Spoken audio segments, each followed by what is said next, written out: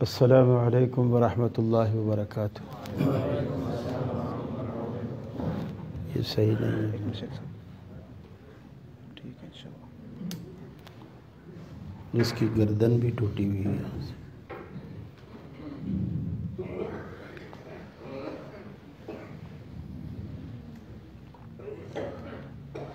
کتنی دیر کا پروگرام؟ جیسے آپ کو آسانی ہے، پھر بھی سوال جواب بھی ہے نا؟ ہاں جی انشاءاللہ۔ تو آدھا گھنٹہ بیان کر لیتے ہیں، اس میں سوال جواب ہو جائے گا انشاءاللہ۔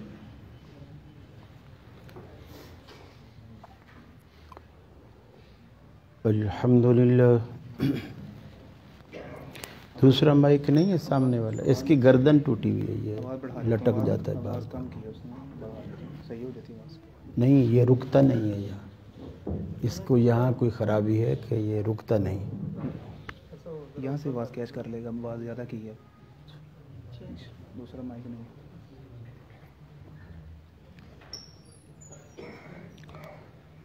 الحمدللہ۔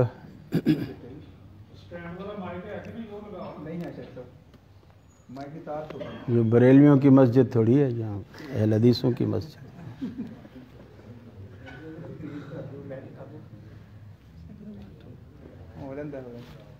آواز زیادہ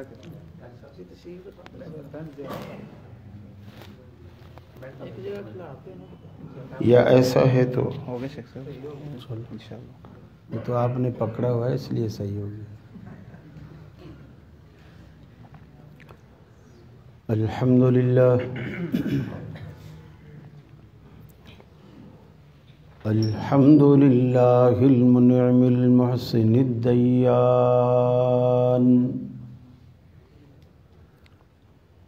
ذی الفضل والجود والإحسان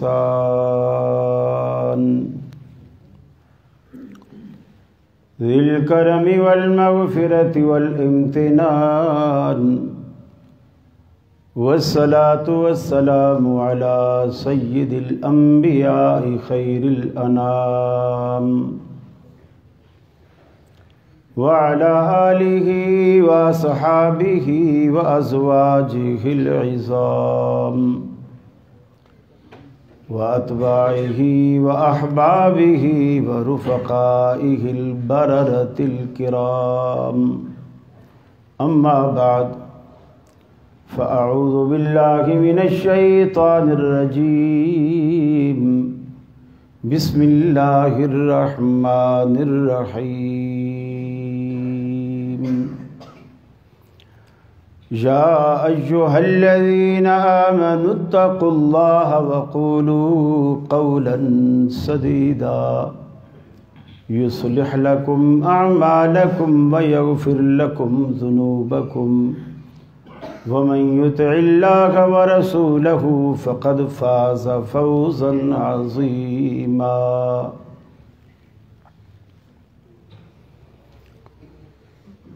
یہ مقصد ہے کہ دنیا سے جہالت دور ہو جائے، کلام اللہ سے مومن کا دل پر نور ہو جائے۔ یا الہی جب تک کہ میرے جسم میں جان رہے، تجھ پہ صدقے تیرے محبوب پہ قربان رہے۔ میں رہوں یا نہ رہوں پر دل کی ہے یہ دعا، دین احمد اور عزت قرآن رہے۔ واجب الاحترام علماء کرام، دوستو، بزرگوں اور میرے نوجوان ساتھیوں، آپ کی اس مسجد میں میری پہلی حاضری ہے۔ ماشاءاللہ نوجوانوں کی تعداد زیادہ نظر آ رہی ہے، اور یہ ایک اچھی ریت ہے کہ دین کی طرف نوجوان طبقہ راغب ہو۔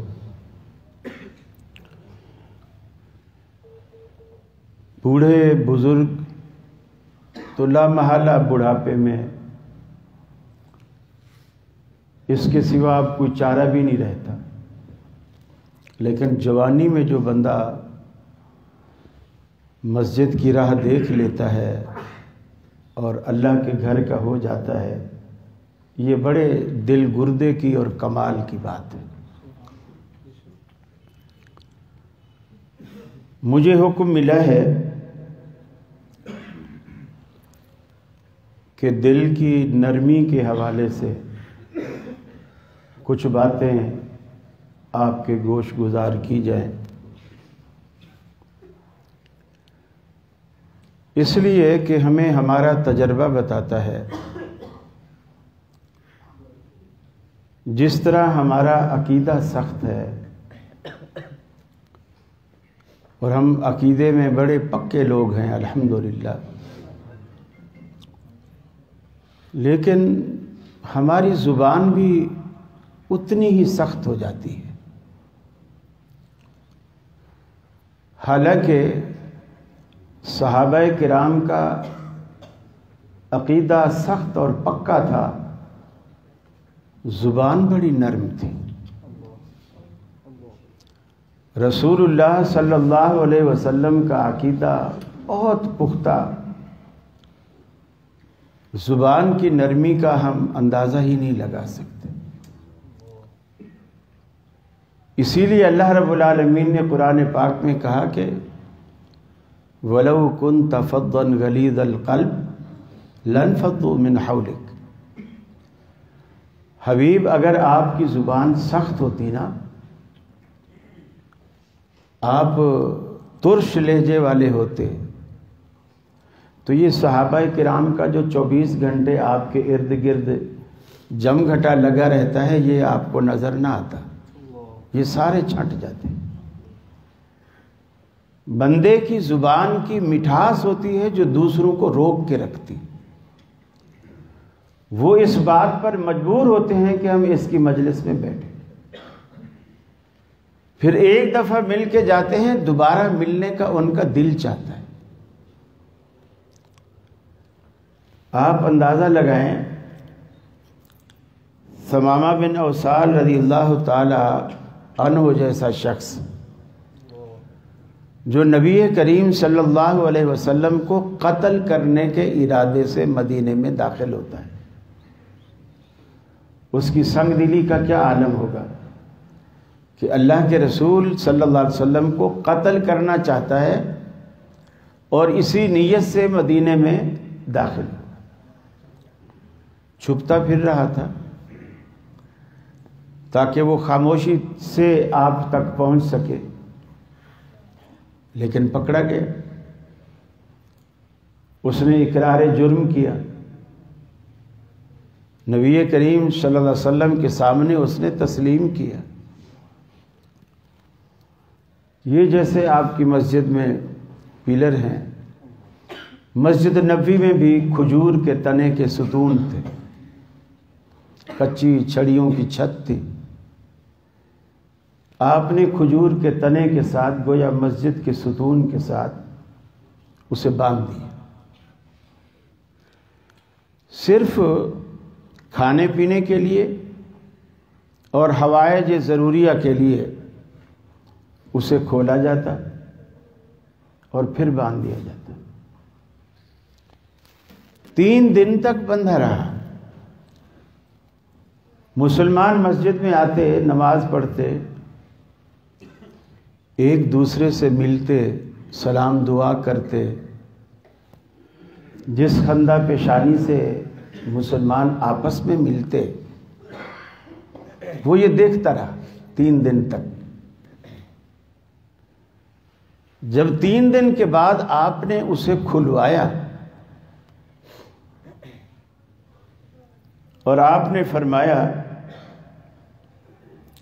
ہم تیرے ساتھ احسان کرتے ہیں، تو بھی دوسروں پر احسان کیا کر، جا آج سے تو آزاد ہے. جرم کیا ہے؟ قتل کا ارادہ، اور کسی معمولی آدمی کا نہیں، امام الانبیاء کے قتل کا ارادہ. اور آپ نے معاف فرماتے ہوئے فرمایا کہ جا ہم نے تجھے آزاد کیا. وہ جا نہیں رہا، کھڑا ہوا. آپ نے فرمایا تو آزاد ہے؟ اس نے کہا نہیں یا رسول اللہ صلی اللہ علیہ وسلم، آزاد تو میں جب تھا جب بندھا ہوا تھا، اب تو میرے پاؤں میں آپ کی غلامی کی بیڑیاں بھر چکی ہیں. صرف 3 دن تک نبی کریم کا اس نے جو اخلاق کا مطالعہ کیا، صحابہ کے اخلاق کا مطالعہ کیا، وہ کفر کو چھوڑنے پر مجبور ہو گیا. صحابہ کے اخلاق نے اور نبی کریم کے پیار نے اسے کفر چھڑوا دیا. اور میرا خیال ہے ہمارے اخلاق کا یہ عالم ہے کہ ہم کسی مسلمان کو 3 دن پلر کے ساتھ باندھ دینا، کسی عیسائی کو، کسی ہندو کو یا کسی کو بھی، 3 دن بعد آپ پوچھیں تو وہ بولے گا میں وہی ہندو اچھا ہوں، میں وہی ہندو اچھا ہوں. کیوں؟ ہمارے اندر ایسی کوئی کشش والی بات ہی نہیں ہے کہ جو سامنے والے کو اپیل کر سکے، اپنی طرف مائل کر سکے. نہ ہماری دعوت میں چاشنی ہے، نہ ہمارے ماحول میں وہ مٹھاس ہے. اور خاص کر یقین مانیے رمضان میں تو ہماری ایسی حالت ہو جاتی ہے کہ کوئی بات کرتے ہوئے بھی ہم سے ڈرتا ہے. اور پھر میں نے خود سنا ہے مسجدوں کے اندر لوگ کہہ رہے ہوتے ہیں میاں اس سے بات دھیان سے کرنا، اس نے روزہ رکھا ہوا ہے. اس کا کیا مطلب ہوتا ہے؟ اس نے روزہ رکھا ہوا ہے، بات دھیان سے کرنا. اس سے اس جملے کا کیا مطلب ہے؟ کراچی کا مطلب تو میں بتاؤں گا، گوجرانوالہ کا مطلب آپ بتائیے، اس کا کیا مطلب؟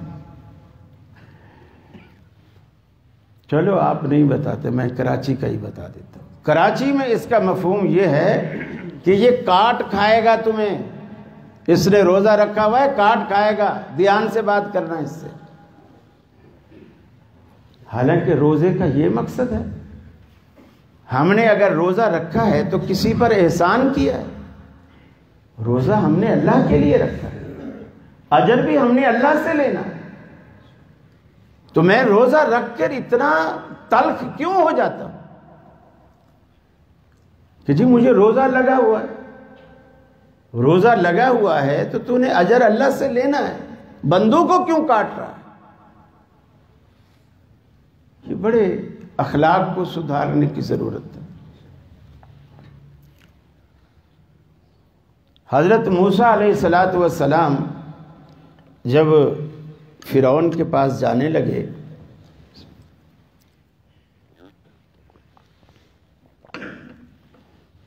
تو اللہ تعالیٰ نے حضرت موسیٰ علیہ السلام کو ایک ہدایت دی،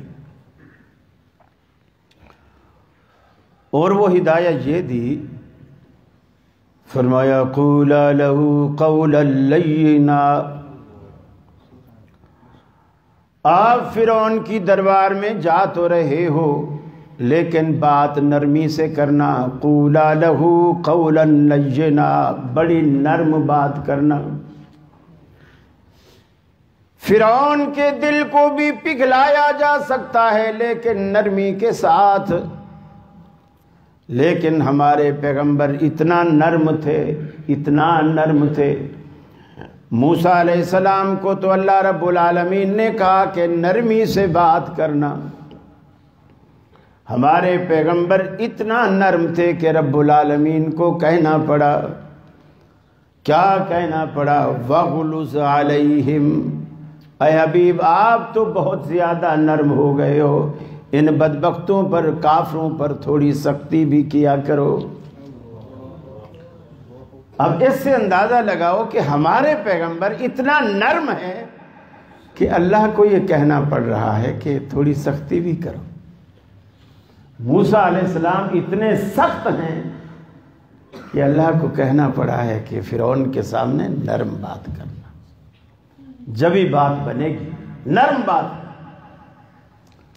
اور جو دل نرمی سے جیتے جاتے ہیں نا، وہ تلخی سے نہیں جیتے جاتے.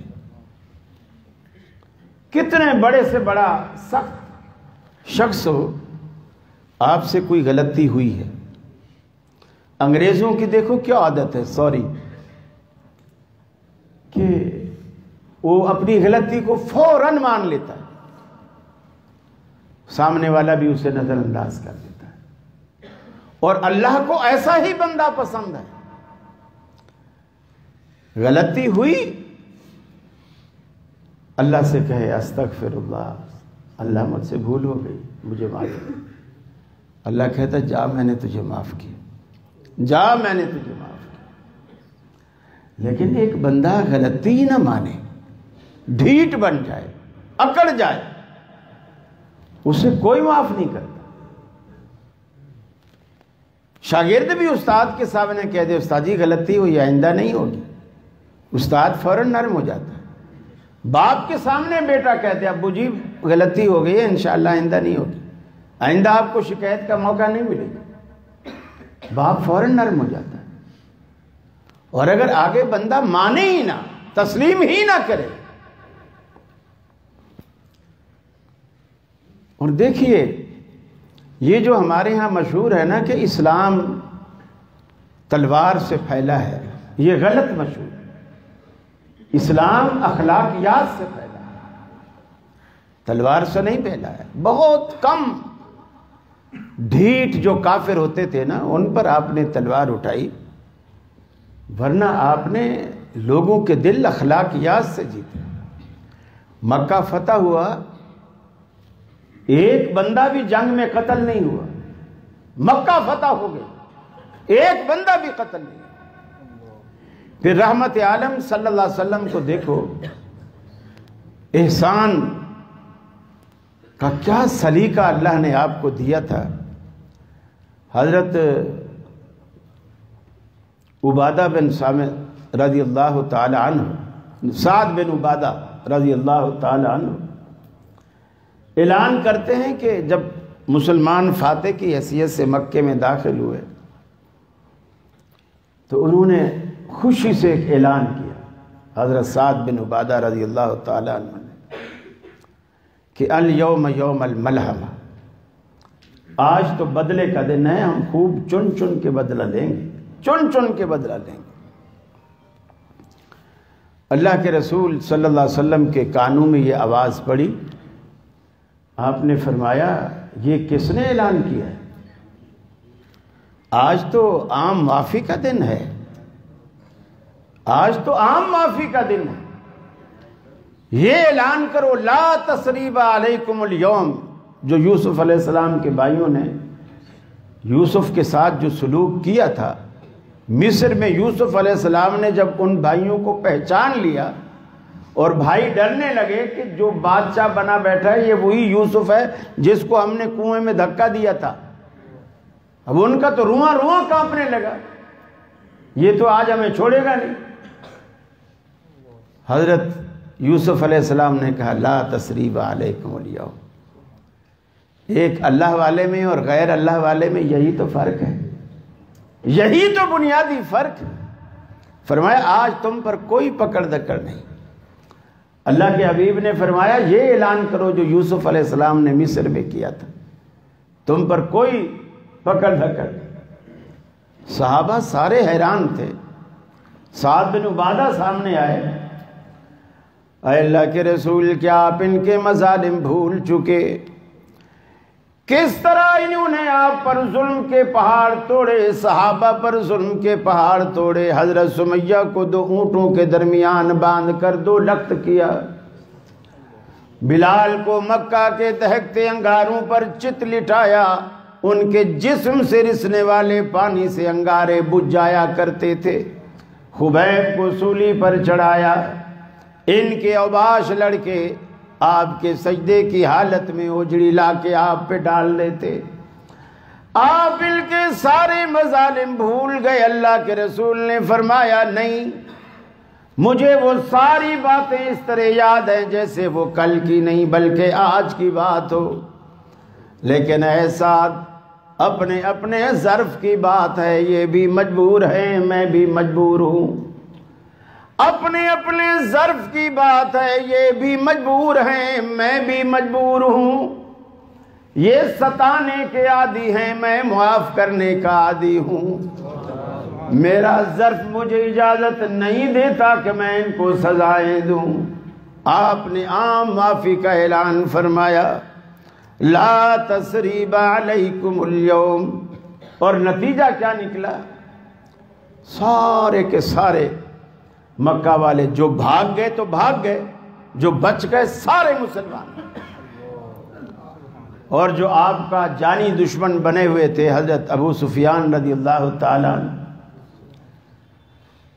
اللہ اکبر، آپ نے کہا دیکھو دشمنوں کے ساتھ کوئی ایسا سلوک کرتا ہے، آپ نے فرمایا جو شخص ابو سفیان کے گھر میں داخل ہو کر اندر سے کنڈی لگا لے اسے پناہ ہے، اسے کوئی قتل نہ کرے۔ گویا اپنے جانی دشمن کے گھر کو آپ نے جائے پناہ قرار دیا۔ یہ ظرف کوئی دنیا میں آج لائے تو صحیح، کوئی لائے تو صحیح۔ امام اعظم محمد رسول اللہ کی کانفرنس کروانا بڑا آسان ہے، رسول اللہ صلی اللہ علیہ وسلم کے مطابق زندگی گزارنا بڑا مشکل ہے۔ بنتے ہو وفادار، وفا کر کے دکھاؤ، کہنے کی وفا اور ہے کرنے کی وفا اور، بڑا فرق اہل حدیث ہونے میں اور کہلوانے میں، بڑا فرق، بڑا فرق۔ یقین مانیے اگر ہم باقی سچی صحیح معنوں میں اہل حدیث ہو جائے نا، یقین مانیے دنیا ہماری مثالیں دے گی، دنیا مثالیں دے گی۔ ظاہر بات ہے آپ کے اندر وہ صحابہ کرام کی زندگی، وہ نمونہ، وہ اسوہ، وہ آپ کے اندر حلول کر آئے گا، دنیا پھر 1400 سال پیچھے چلی جائے گی کہ دیکھو یہ تو ایسے لگتے ہیں جیسے فرشتے، دنیا میں چلتے پھرتے فرشتے۔ نبی رحمت صلی اللہ علیہ وسلم نے بڑی چھوٹی چھوٹی باتوں پر صحابہ کرام کو جو تعلیم دی نا، صحابہ کرام اسے پلے باندھتے تھے، اسے پلے باندھتے اور اس کے خلاف نہ کرتے، ہمیشہ اسے پلے باندھتے۔ آپ بھی دوسروں کو معاف کرنا سیکھیں، دوسروں کے ساتھ محبت سے پیش آئیے۔ یاد رکھیے جنت میں جانے کے لیے نا، جس طرح نماز ضروری ہے، روزہ ضروری ہے، حج ضروری ہے، نماز کا مسنون طریقہ ضروری ہے، جنت میں جانے کے لیے آپ کو پبلک کا ووٹ بھی اتنا ہی ضروری ہے۔ پبلک کا ووٹ بھی چاہیے آپ کو۔ اگر پبلک آپ کو ووٹ نہیں دے گی آپ جنت میں نہیں جا سکتے۔ پبلک کیسے ووٹ دے گی؟ الیکشن کون کرائے گا؟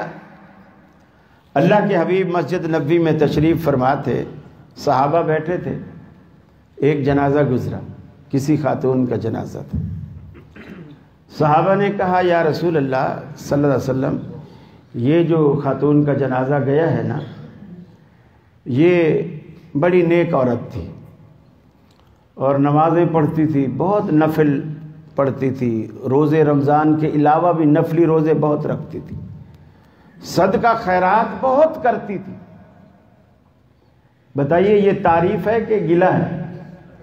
تعریف۔ اب اگلا جملہ کیا ہے کہ یا رسول اللہ صلی اللہ علیہ وسلم، زبان کی یہ اتنی تلخ تھی کہ سارا محلہ اس سے تنگ تھا، سارا محلہ اس سے تنگ تھا۔ نماز پڑھتی تھی، روزے رکھتی تھی، صدقہ خیرات بہت کرتی تھی، لیکن زبان کی اتنی تیز تھی کہ سارا محلہ اس سے تنگ تھا۔ آپ نے فرمایا دوزخ میں جائے گی، دوزخ میں جائے گی۔ پھر ایک دن ایک اور جنازہ آیا، وہ بھی عورت کا تھا۔ صحابہ نے کہا یا رسول اللہ نماز صرف 5 وقت کی پڑھتی تھی، نفل زیادہ نہیں پڑھتی تھی، روزے صرف رمضان کے رکھتی تھی، نفلی روزے نہیں رکھتی تھی، زکوٰۃ کے معاملے میں جو اس پر فرض تھی اتنا پیسہ ادا کرتی تھی، باقی نفلی صدقہ نہیں کرتی تھی۔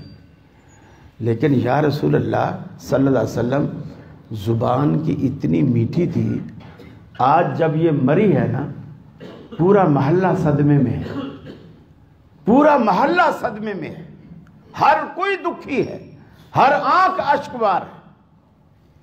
آپ نے فرمایا یہ جنت میں جائے گی۔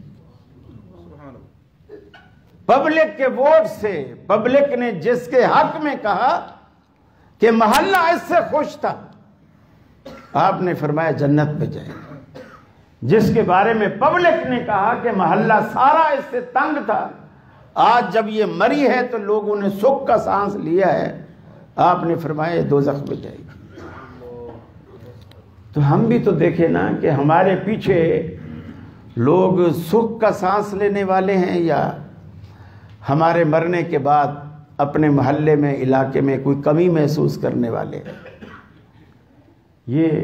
اور یہ جب ہوگا، پبلک ہمارے حق میں ووٹ جب دے گی جب ہم لوگوں سے بنا کے رکھیں گے، اخلاق سے پیش آئیں گے، محبت سے پیش آئیں گے۔ ورنہ یاد رکھ لو، بات کرو جھوٹ نہ ہو، سچ ہو، سچی بات کرو، کھری بات کرو، اور اس کے بڑے فائدے ہیں، لیکن کرو نرمی سے، دعوت دو، ڈنڈے نہ مارو، پیار سے، محبت سے، اخلاق سے۔ آپ مسجد میں بیٹھے ہیں، ایک بندہ عرب کا بدو ہے، دیہاتی ہے، اونٹنی پر سوار ہے، مسجد کے گیٹ وغیرہ نہیں ہوتے تھے، اونٹنی اپنی اندر لے آیا، مسجد کے صحن میں کونے میں بٹھایا، اونٹنی کو بٹھایا، اور خود اس اونٹنی کی اوٹ میں بیٹھ کر پیشاب کرنے لگ گیا مسجد کے اندر۔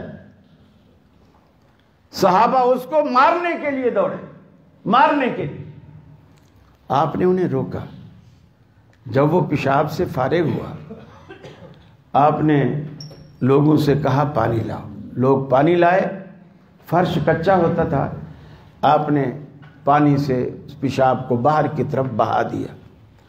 اب اس بندے سے کہا یہ مسجد اللہ کا گھر ہے، یہاں نماز پڑھتے ہیں، ذکر کرتے ہیں، عبادت کرتے ہیں، یہ بول و براز کے لیے نہیں بنائی جاتی۔ اسے پتہ ہی نہیں تھا کہ مسجد کس لیے ہوتی ہے، آپ نے اس کی ذہن سازی کر دی۔ آج کے بعد وہ یہ غلطی نہیں کرے گا۔ اور جب وہ جانے لگا، اس نے دعا کی کہ اے اللہ مجھ پہ رحم کر، محمد صلی اللہ علیہ وسلم پہ رحم کر، اور ہم دونوں کے علاوہ کسی پہ رحم نہ کر۔ آپ نے فرمایا تو نے اللہ کی وسیع و عریض رحمت کو اتنا تنگ کر دیا، اپنے اور میری ذات کے لیے، 2 بندوں کے لیے۔ اس نے کہا یا رسول اللہ یہ تو مجھے مارنے کے لیے دوڑے تھے، جان تو میری آپ نے بچائی، اسی لیے اس نے 2 بندوں کا، ایک اپنی ذات کا اور رسول اللہ صلی اللہ علیہ وسلم کا، کہ انہوں نے جان بچائی تھی، مار کٹائی سے بچایا تھا۔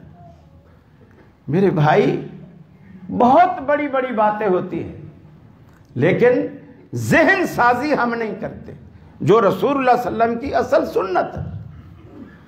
بخاری شریف کی روایت ہے، آپ مسجد میں بیٹھے ہیں، صحابہ بھی بیٹھے، جیسے آپ نوجوان بیٹھے ہیں، ایک نوجوان جو نو مسلم تھا، نیا نیا مسلمان ہوا، وہ مسجد میں کھڑا ہو گیا آپ کے سامنے اور کہنے لگا اللہ کے رسول میں آپ کی ساری باتیں سچی مانتا ہوں، اور آپ جو بولو گے میں وہی کروں گا، کسی بات کا انکار نہیں کروں گا، آپ صرف میری ایک بات رکھ لیں، مجھے ایک گناہ کی اجازت ہے، آپ مجھے اس گناہ کی اجازت دے دیں، میں اس گناہ کے بغیر رہ نہیں سکتا۔ اور وہ گناہ کیا ہے؟ زنا۔ مجھے زنا کی عادت ہے، میں زنا نہیں چھوڑ سکتا۔ صحابہ حدیث میں آتا ہے وہ جو کھڑا ہوا تھا نا، قمیص کا دامن پکڑ کے انہوں نے نیچے کی طرف کھینچا غصے سے، کہ تو بیٹھ جا، اتنی بدتمیزی مسجد نبوی کے اندر رسول اللہ کے سامنے، اور زنا کی اجازت مانگ رہا ہے۔ نبی کریم صلی اللہ علیہ وسلم نے دیکھا، آپ نے فرمایا اسے میرے پاس آنے دو۔ یہ وہ کام ہے جو آج ہم نہیں کرتے، یہ علماء کے کرنے کا کام۔ پہلے کسی کو بتاؤ تو صحیح بیٹا آپ کی یہ غلطی ہے، اس کا ذہن تو بناؤ نا، اس کی غلطی کا اسے احساس تو دلاؤ کہ تو نے کتنی غلط بات کی ہے۔ جھٹ سے فتویٰ لگے گا یہ کافر ہے، مسجد سے باہر نکالو، باہر نکالو اسے، یہ مسئلے کا حل نہیں ہے۔ آپ نے اسے قریب بلایا، قریب بلا کے اس کے کندھے پہ ہاتھ رکھا، ہاتھ رکھ کر اب آپ نے اس سے سوال کیا، فرمایا جس گناہ کی تو اجازت مانگتا ہے، اگر کوئی اور شخص مجھ سے اسی گناہ کی اجازت مانگے اور اس کے دل میں یہ برائی کا ارادہ تمہاری ہمشیرہ کے ساتھ، ماں کے ساتھ، پھوپھی کے ساتھ، خالہ کے ساتھ، بیٹی کے ساتھ یہ ارادہ ہو اس کا، تو اس وقت تیرا کیا ری ایکشن ہوگا؟ اس نے کہا یا رسول اللہ میں تو بالکل برداشت نہیں کروں گا، میں تو ایسا کروں گا ویسا کروں گا۔ آپ نے فرمایا کہ جس کے پاس تو جائے گا وہ بھی تو کسی کی بیٹی ہوگی نا، کسی کی ماں ہوگی، کسی کی بہن ہوگی، کسی کی پھوپھی اور خالہ ہوگی۔ تیرے رشتے تو رشتے ہیں اور دوسروں کے رشتے کی کوئی حیثیت نہیں۔ اب اس کو ساری بات سمجھ میں آ گئی۔ تو آپ کسی کو سمجھاؤ تو صحیح نا، ساری بات سمجھ میں آ گئی۔ اب دوسرا کام، جس کام کو ہم نے چھوڑ رکھا ہے، دوسرا کام آپ نے کیا، اس کو قریب تو کیا ہوا تھا، آپ نے کمر پہ ہاتھ پھیرا۔ جس طرح کوئی شفیق اور مہربان باپ اپنی بگڑی ہوئی اولاد کو سمجھاتا ہے اور سنوارتا ہے، کمر پہ ہاتھ پھیرا اور 3 دعائیں دی، دعائیں جو اہل حدیث نہیں کرتے۔ دعاؤں کے تو ہم منکر ہیں سیرت سے، آپ نے 3 دعائیں دی اسے۔ پہلی دعا دی اللہم اغفر ذنبہ، اللہ اس کے گناہ کو معاف کر دے، یہ جو گناہوں کی دلدل میں اب تک اترا رہا نا اسے معاف کر دے۔ طہر قلبہ، اس کا دل جو گناہوں کی علائش سے گندا ہو چکا ہے اسے پاک کر دے، اسے پاک کر دے۔ اور تیسری دعا دی وَأَحْسِنْ فَرْجَهُ، اللہ اس کی آبرو کی تو حفاظت فرما۔ صحابہ کہتے ہیں رسول اللہ کی اس نصیحت اور دعا کا اتنا بڑا اثر ہوا کہ زنا کا ارادہ تصور تو دور کی بات ہے، اس شخص کو ہم نے زندگی بھر راہ چلتے ہوئے کبھی نگاہ اوپر اٹھا کر بھی چلتے ہوئے نہیں دیکھا، ہمیشہ نظریں اس کی زمین پر رہتی تھی۔ تو آپ کسی کے لیے دعا تو کرو نا، فتویٰ لگاتے ہو، سمجھاتے کچھ نہیں ہو۔ زبان میں مٹھاس پیدا کرو، حلاوت پیدا کرو، پیار پیدا کرو تاکہ لوگ آپ کے قریب آئیں۔ یقین مانیے میں بڑی سخت باتیں ہیں ٹی وی پر بیٹھ کے کہہ دیتا ہوں، لیکن کہتا ہنستے ہوئے ہو، اور لوگ غصے میں بھی ہوتے ہیں لیکن کر کچھ نہیں سکتے، اور اس میں جو پیار سے بات آپ کر سکتے ہیں نا، اور وہ دوسرے کے دل میں اتر جاتی، بندہ یہ دل سے کہہ رہا ہوتا ہے کہ اس بندے کی بات صحیح ہے، اس بندے کی بات صحیح ہے۔ بریلوی بھی کہہ رہے ہوتے ہیں کہ یار یہ مولوی تو وہابیوں کا ہے لیکن ہمارے مولویوں سے زیادہ سچی بات کر رہے ہیں۔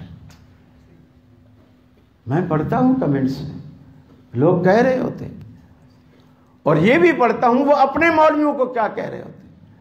کوئی وہیں ٹی وی پہ بیٹھ کر مجھے گالیاں تک دیتے ہیں، میں نے گالی کا جواب کبھی بھی گالی سے نہیں دیا، حالانکہ کوکب اکاروی نے یہ تک بھی کہا تھا 11ویں کے مسئلے پر جب میں نے کہا تھا 11ویں حرام ہے، تو اس نے کہا تھا جو حلال کے ہیں وہ حلال مانتے ہیں اور جو حلال کے نہیں وہ اسے حلال نہیں مانتے۔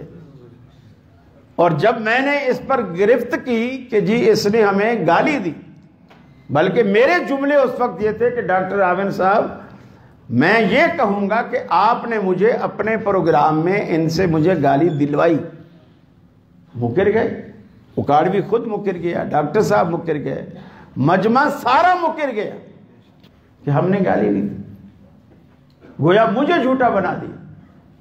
میں نے اگلے دن وہ پروگرام، چونکہ لائیو ہوتا ہے، بات نکل گئی تو نکل گئی، پروگرام جب یوٹیوب پہ چڑھا میں نے وہ کلپ نکال لیا گالی والا، میں نے سب کو بھیجا، ڈاکٹر صاحب کو بھیجا، شیعہ میسمی صاحب کو بھیجا، دوسروں، میں نے کہا دیکھو آپ کہہ رہے تھے گالی نہیں دی، بولے اس وقت اگر انکار نہ کرتے تو ایک طوفان کھڑا ہو جاتا، واقعی اس نے غلط بات کی تھی۔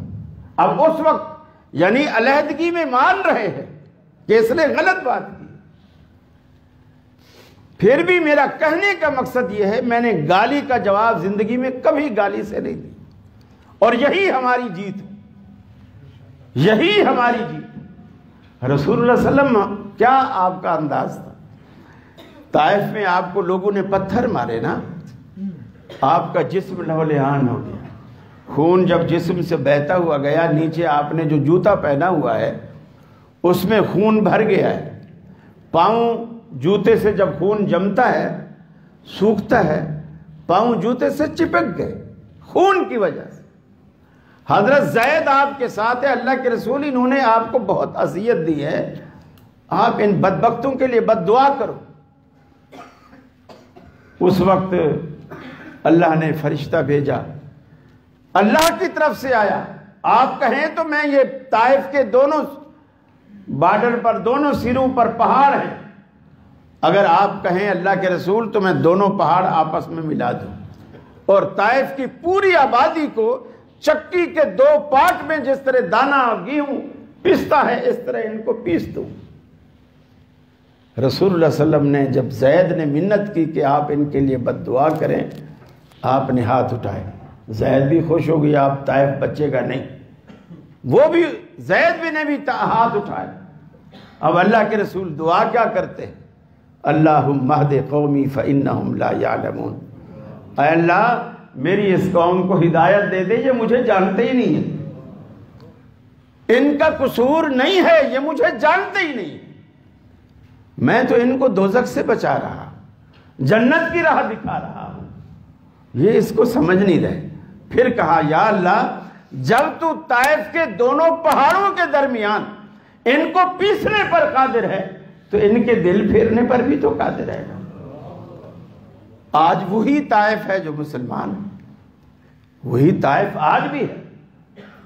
یہ جو محبت سے آپ دل جیت سکتے ہیں نا، وہ غصے اور بد اخلاقی اور گالم گلوچ سے آپ کبھی دل نہیں جیت سکتے۔ ابوبکر صدیق کو ایک کافر گالیاں دے رہا تھا، آپ کھڑے سن رہے ہیں، اللہ کے رسول اتفاق سے وہیں سے گزرے، آپ رک گئے، ابوبکر صدیق چپ ہیں، کافر گالیاں دے رہے ہیں۔ آخر صدیق اکبر بھی تپ گئے، انسان کی ایک برداشت کی حد ہوتی ہے، تپ گئے، اور ایک جو کہتے ہیں نا جسے 100 سنار کی اور ایک لوہار کی، وہ لوہار والا ایک بم، کوئی بڑی سی گالی دی ہوگی، ایک بم دے مارا، رسول اللہ صلی اللہ علیہ وسلم چل پڑے۔ ابوبکر صدیق رضی اللہ تعالیٰ عنہ نے کہا اللہ کے رسول جب تک وہ گالیاں دیتا رہا آپ کھڑے دیکھتے رہے، سنتے رہے، اور میں نے ایک گالی دی ہے اور آپ فوراً ناراض ہو کے چل پڑے۔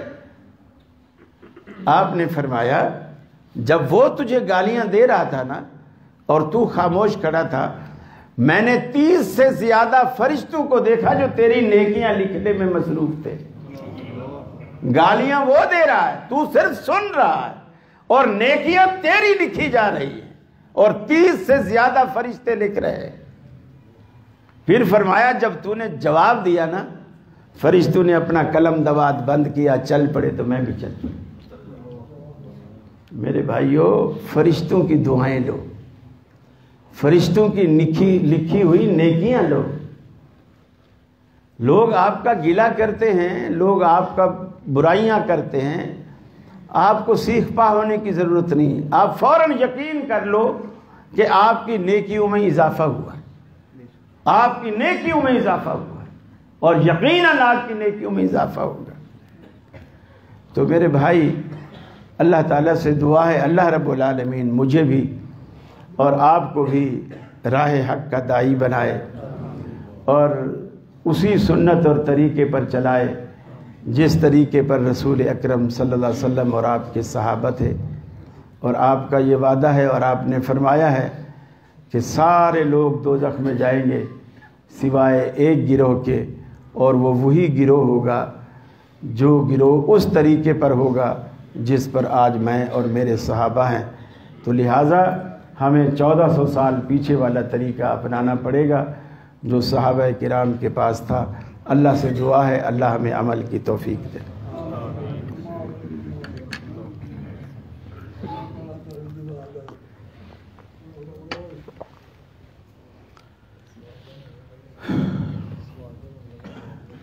سوال ہے جی، کیا شیشے کے آگے نماز پڑھنا جائز ہے؟ کپڑا لٹکا لیں تاکہ آپ کی شبیہ آپ کو اپنی طرف متوجہ نہ کرے۔ اگر آئینہ سامنے ہے اور اس میں آپ کی تصویر نظر آ رہی ہے تو آپ اگر اس کی طرف متوجہ ہوتے ہیں تو اس کے آگے کپڑا لٹکا لیں۔ ویسے تو جب پہلی صف کھڑی ہوتی ہے تو دوسری صف اس کے پیچھے ہوتی ہے، تو آپ تو نظر نہیں آ رہے ہوتے لیکن دوسرے تو آپ کو نظر آ رہے ہوتے ہیں نا۔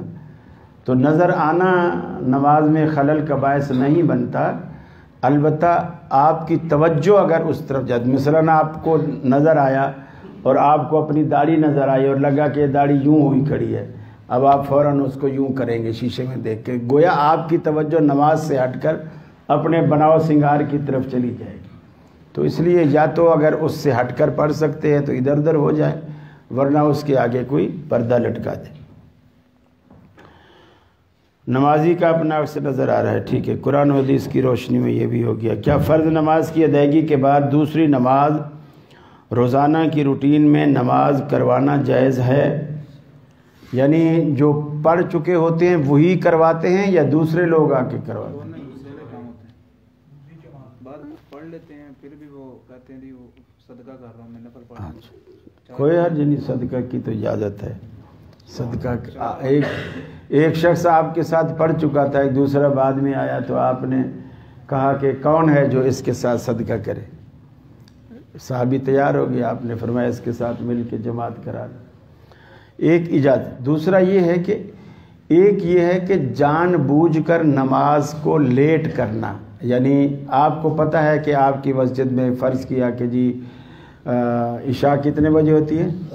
7:15۔ آپ کو پتہ ہے کہ 7:15 ہی ہوتی ہے، تو آپ اس حساب سے آ جائیں تاکہ آپ جماعت میں شریک ہو جائیں۔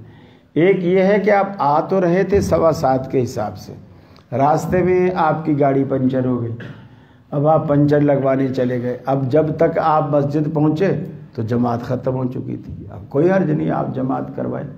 اس طرح آپ 2 کی کیوں قید لگاتے ہیں؟ اب 10 بھی جماعتیں ہو جائیں تو کوئی حرج نہیں۔ دوسری نماز پڑھنا رسول اللہ صلی اللہ علیہ وسلم نے کبھی بھی منع نہیں فرمایا۔ صحابہ کرام نے آپ سے مسئلہ پوچھا، جب آپ نے یہ فرمایا کہ تمہارے بعد ایسے ایسے حکمران آئیں گے جو نمازوں کے اوقات کو جان بوجھ کر لیٹ کریں گے، ضائع کریں گے۔ صحابہ نے کہا یعنی مثال کے طور پر اگر عصر کی نماز فرض کیا کہ آپ کے ہاں 3:30 بجے ہے، 3:15 بجے، کہ اگر 3:15 بجے عصر کی نماز ہے، اب وہ آ کے 4:30 بجے عصر کی نماز پڑھ رہے ہیں، یہ نماز کے وقت کو ضائع کرنے والی بات۔ تو آپ نے فرمایا ایسے ایسے حکمران آئیں گے جو نمازوں کے وقت کو ضائع کریں گے۔ تو صحابہ نے پوچھا یا رسول اللہ اس وقت آپ ہمیں کیا حکم دیتے ہیں؟ چونکہ وہ جو حکمران ہوتے تھے نا، وہ مسجد میں نماز بھی وہی پڑھاتے تھے، یعنی اب تو حکمرانوں کا معاملہ ہی الگ ہے، مسجد والا معاملہ الگ ہے، اقتدار والا معاملہ الگ ہے۔ صاحب اقتدار اس قابل ہی نہیں ہوتے کہ وہ نماز پڑھا سکے، نہ کسی کی داڑھی ہوتی ہے، نہ قل ہو اللہ کسی کو پڑھنا آتا ہے، بہت ساری چیزیں نہیں آتی ہیں. طواف بھی کرتے ہیں تو سفید جرابیں پہنی ہوئی ہوتی ہیں اور اسی میں طواف کر رہے ہوتے ہیں. تو ہمارے حکمرانوں کو دین کا کچھ بھی پتہ نہیں ہوتا. تو اس وقت حکمران بھی ہوتے تھے، ممبر پہ خطبہ وہی دیتے تھے، مصلی پہ نماز وہی پڑھاتے تھے، جنازے وہی پڑھاتے تھے. ایسے صحابہ نے پوچھا یا رسول اللہ جب وہ لوگ آ جائیں تو پھر ہم کیا کریں؟ اس وقت کے لیے آپ ہمیں کیا حکم دیتے ہیں؟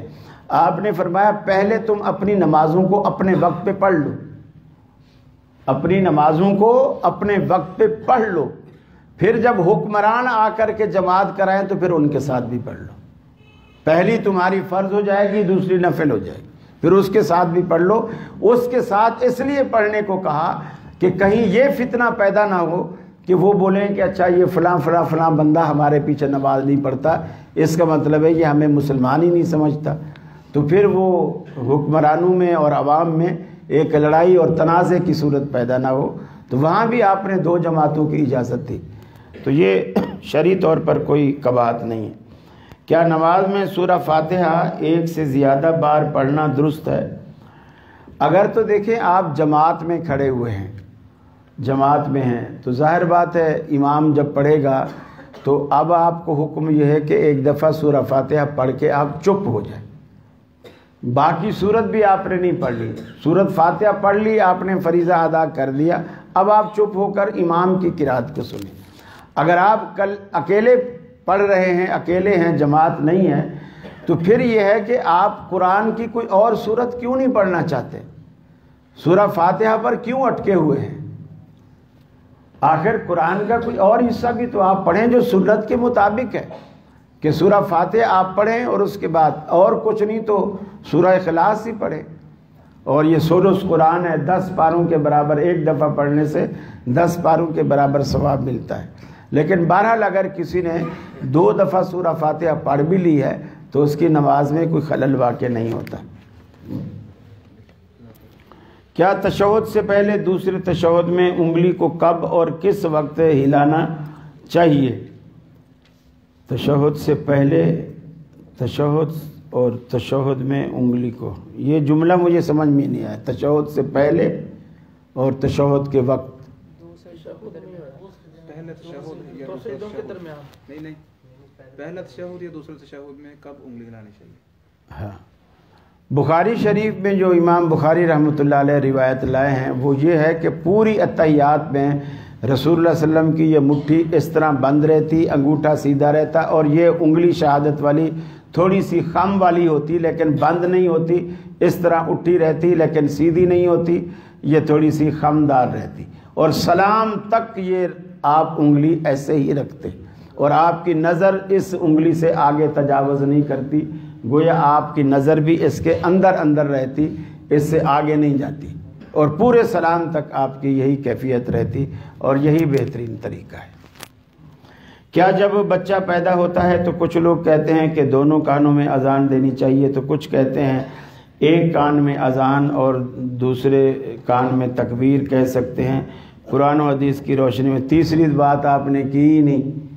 کچھ کہتے ہیں دینی ہی نہیں چاہیے. آج کل تو یہ مسئلہ ہے ہی نہیں اذان اور تکبیر والا، آج کل تو یہ مسئلہ ہے دینی چاہیے کہ نہیں دینی چاہیے. محدثین کے مابین یہ اختلاف ہے، اور یہ اختلاف رہا ہے، اور یہی اختلاف رہا ہے کہ آیا دونوں کانوں میں اذان دی جائے یا دائیں میں اذان اور بائیں میں تکبیر کہی جائے. یہ محدثین میں اختلاف رہا ہے، لیکن یہ اختلاف نہیں رہا کہ اذان دینی چاہیے یا نہیں دینی چاہیے. اور جس مولوی نے بھی آج فتویٰ دیا ہے نا، یقین مانی اسے قسم دلواؤ اس کے اپنے کان میں اذان دلی ہوئی ہے، اس لیے کہ یہ مسئلہ نیا ہے. وہ مولوی تو پرانا ہے، 50 سال تو اس کی عمر ہوگی، یہ مسئلہ 10-15 سال پرانا ہے. اس کے اپنے کان میں دلی ہوئی ہے اور دوسروں کو روک رہا ہے کہ بچوں کے کانوں میں اذان. دیکھو مسلمان کے گھر ایک چیز ٹھیک ہے، مرفوع روایت اس پر جو ہے حضرت حسن کے بارے میں، اس پر محدثین کا کلام ہے جی، وہ ضعیف روایت ہے، مرفوع روایت پر کلام ہے. لیکن صحابہ کرام کے آثار صحیح سند کے ساتھ ثابت ہیں اور تواتر کے ساتھ ثابت ہیں، اور آج تک دیوبندی، بریلوی، اہل حدیث سب کا ایک تواتر چلا آ رہا ہے، اور اللہ کے رسول فرماتے ہیں اللہ تعالیٰ میری امت کو کبھی بھی کسی بھی دور میں گمراہی پر جمع نہیں کرے گا، اللہ میری امت کو گمراہی پر جمع نہیں کرے گا۔ اب یہ پوری امت ایک گمراہی پر لگی ہوئی ہے صدیوں سے، ایسا نہیں ہو سکتا۔ مسلمان بچے کے کان میں اذان دینی چاہیے، اور میں تو اسی کا قائل ہوں دائیں میں اذان اور بائیں میں تکبیر کہے، لیکن اگر کسی نے دونوں کانوں میں بھی اذان دے دی ہے تو بہرحال ادا ہو جائے گا۔ مقصد اللہ رب العالمین کے ناموں کی اس کے پیدا ہوتے ہی دنیا میں آتے ہی وہ بڑائی اس کے کانوں میں ڈالی جائے، اور اس کے بڑے اثرات ہوتے ہیں۔ آپ سمجھتے ہیں بچہ ہے سن نہیں رہا، لوگوں نے بڑے بڑے تجربے کیے۔ پرانے زمانے میں جو میں چکی پیستی تھی نا، بعض قرآن کی حافظ ہوتی تھی، وہ چکی پیستی رہتی اور قرآن پڑھتی رہتی، بچے گود میں ہوتے تھے یا بچے پیٹ میں ہوتے تھے، اور وہ بچے جب پیدا ہوتے نا تو وہ قرآن سے زیادہ مانوس ہوتے تھے، پیٹ میں سن سن کر قرآن سے زیادہ مانوس ہوتے تھے۔ اور اب جو بچوں کو جو ہے یہ جو کچھ سنایا جاتا ہے کچن میں، اماں کام بھی کر رہی ہے، ٹی وی بھی لگا ہوا ہے، فل والیوم کھلا ہوا ہے، آجا میرے بال ماں تیرا انتظار ہے، تو وہ بچے جب پیدا ہوتے ہیں نا وہ اسی طرح کے یا تو وہ ڈانسر بنتے ہیں یا وہ ٹی وی ایکٹر بنتے ہیں، یعنی وہ اسی ماحول کے ہوتے ہیں، وہ اس کا اثر ہوتا ہے۔ جب آپ بچے کے کان میں پہلی آواز یہ ڈالتے ہیں اللہ اکبر، اس کے بڑے اثرات ہیں اور دور رس اثرات ہیں، تو آپ بچوں کو اس سے محروم نہ کریں۔ کیا جب بچہ پیدا ہوتا ہے تو کچھ لوگ کہتے ہیں دونوں، اچھا یہ تو ہو گیا مسئلہ، بیوی کے جو حقوق شوہر کے ذمے ہیں کیا ان میں ماہانہ جیب خرچ بھی شامل ہے؟ آپ اس کا آسان طریقہ یہ ہے کہ جو گھر کا خرچہ ہے نا وہ آپ بیوی کو دے دیں کہ گھر ہی تو چلا، آپ کو الگ سے جیب خرچ نہیں دینا پڑے گا، اور وہ خوش بھی ہو جائے گی، چونکہ خرچے میں تو زیادہ پیسے آئیں گے نا۔ جیب خرچ میں تو آپ مقرر کریں گے 500، 1000، 1500، 2000، لیکن وہ آپ دیں گے 15-20 ہزار، خوش بھی ہو جائے گی اور لڑے گی بھی نہیں، بھی دیکھ تو نے تو 1500 مانگے تھے نا، یہ لے میں نے 20,000 دیے، بس میں آفس سے دیر سے آؤں سویر سے آؤں جیسے بھی آؤں، اب گھر کا خرچہ تو چلانا، میں باہر سے کما کے لاؤں گا، اندر تو خرچ کرنا، بیوی بھی خوش میاں بھی خوش۔ یہ خاوند کی ذمہ داری ہے، جیب خرچ ذمہ داری نہیں ہے، لیکن گھر کی ضروریات پوری کرنا جو جائز ضروریات ہے وہ خاوند کی ذمہ داری ہے۔ بیوی کی بھی الگ کوئی پرسنل ضروریات ہیں، یہ بھی زندگی کا ایک حصہ ہوتا ہے، جیسے خواتین کی بہت ساری چیزیں ہیں، آرٹیفیشل جیولری ہے یا آرائش و زیبائش کی کوئی چیزیں ہیں یا میک اپ کا کوئی سامان ہے، مردوں پر حرام ہے لیکن عورتوں کے لیے تو حلال ہے، تو اس کی ضرورت ہے، وہ آپ کے لیے بننا سنورنا چاہتی ہے تو آپ یہ چیزیں اسے لا کے دیں۔ موسم کے مطابق سردی میں کولڈ کریم چاہیے ورنہ ہاتھ پاؤں پھٹ جاتے ہیں، چہرے پھٹ جاتے ہیں، تو یہ چیزیں آپ اس کو فضول خرچی نہ کہیں، یہ ضرورت ہے۔ بچوں کی اسکول کی فیس ہے، یا صبح بچے جاتے ہیں تو ان کے لیے بیکری کی کچھ چیزیں لے کے دینی پڑتی ہیں، تو یہ ساری چیزیں آپ وہ اس میں شامل کر کے اس کو گھر کا جو ہے وہ گھر کی آپ ملکہ بنا دیں۔ یہ بالکل یعنی اس میں آپ کی بھی عزت ہے۔ دیکھو اگر آپ اسے گھر کی ملکہ بنائیں گے تو وہ آپ کو کیا سمجھے گی؟ بادشاہ۔ دیکھیں، اور اگر آپ اسے گھر کی نوکرانی بنائیں گے تو وہ آپ کو کیا سمجھے گی؟ غلام۔ اور نوکر کا میاں بادشاہ تو نہیں ہو سکتا نا، تو اس لیے اپنی بھی عزت بناؤ اور اس کی بھی عزت بناؤ۔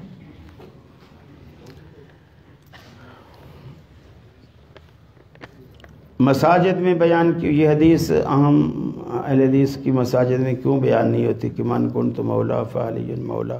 یہ بیان ہو نہیں گئی ہے، آپ نے جو لکھی ہے اسی مسجد میں لکھی ہے نا، اور میں نے اسے پڑھ کے سنائی ہے کہ اللہ کے رسول نے فرمایا جس کا میں مولا ہوں اس کا علی مولا ہے۔ اس کا مطلب ہے جس کا میں دوست ہوں علی بھی اس کا دوست ہے، اس میں کوئی حرج والی بات نہیں، ہم کہتے ہیں مانتے ہیں۔ صرف یہ ہے کہ کوئی صرف ایک نعرہ لگاتے ہیں اور اس میں مولا کا مطلب وہ الگ سمجھتے ہیں. ہم اس معنوں میں اسے بیان نہیں کرتے. ہم اس معنوں مولا تو آپ مولوی کو بھی کہتے ہیں, نہیں کہتے استاروں میں لکھتے مولانا فلاں.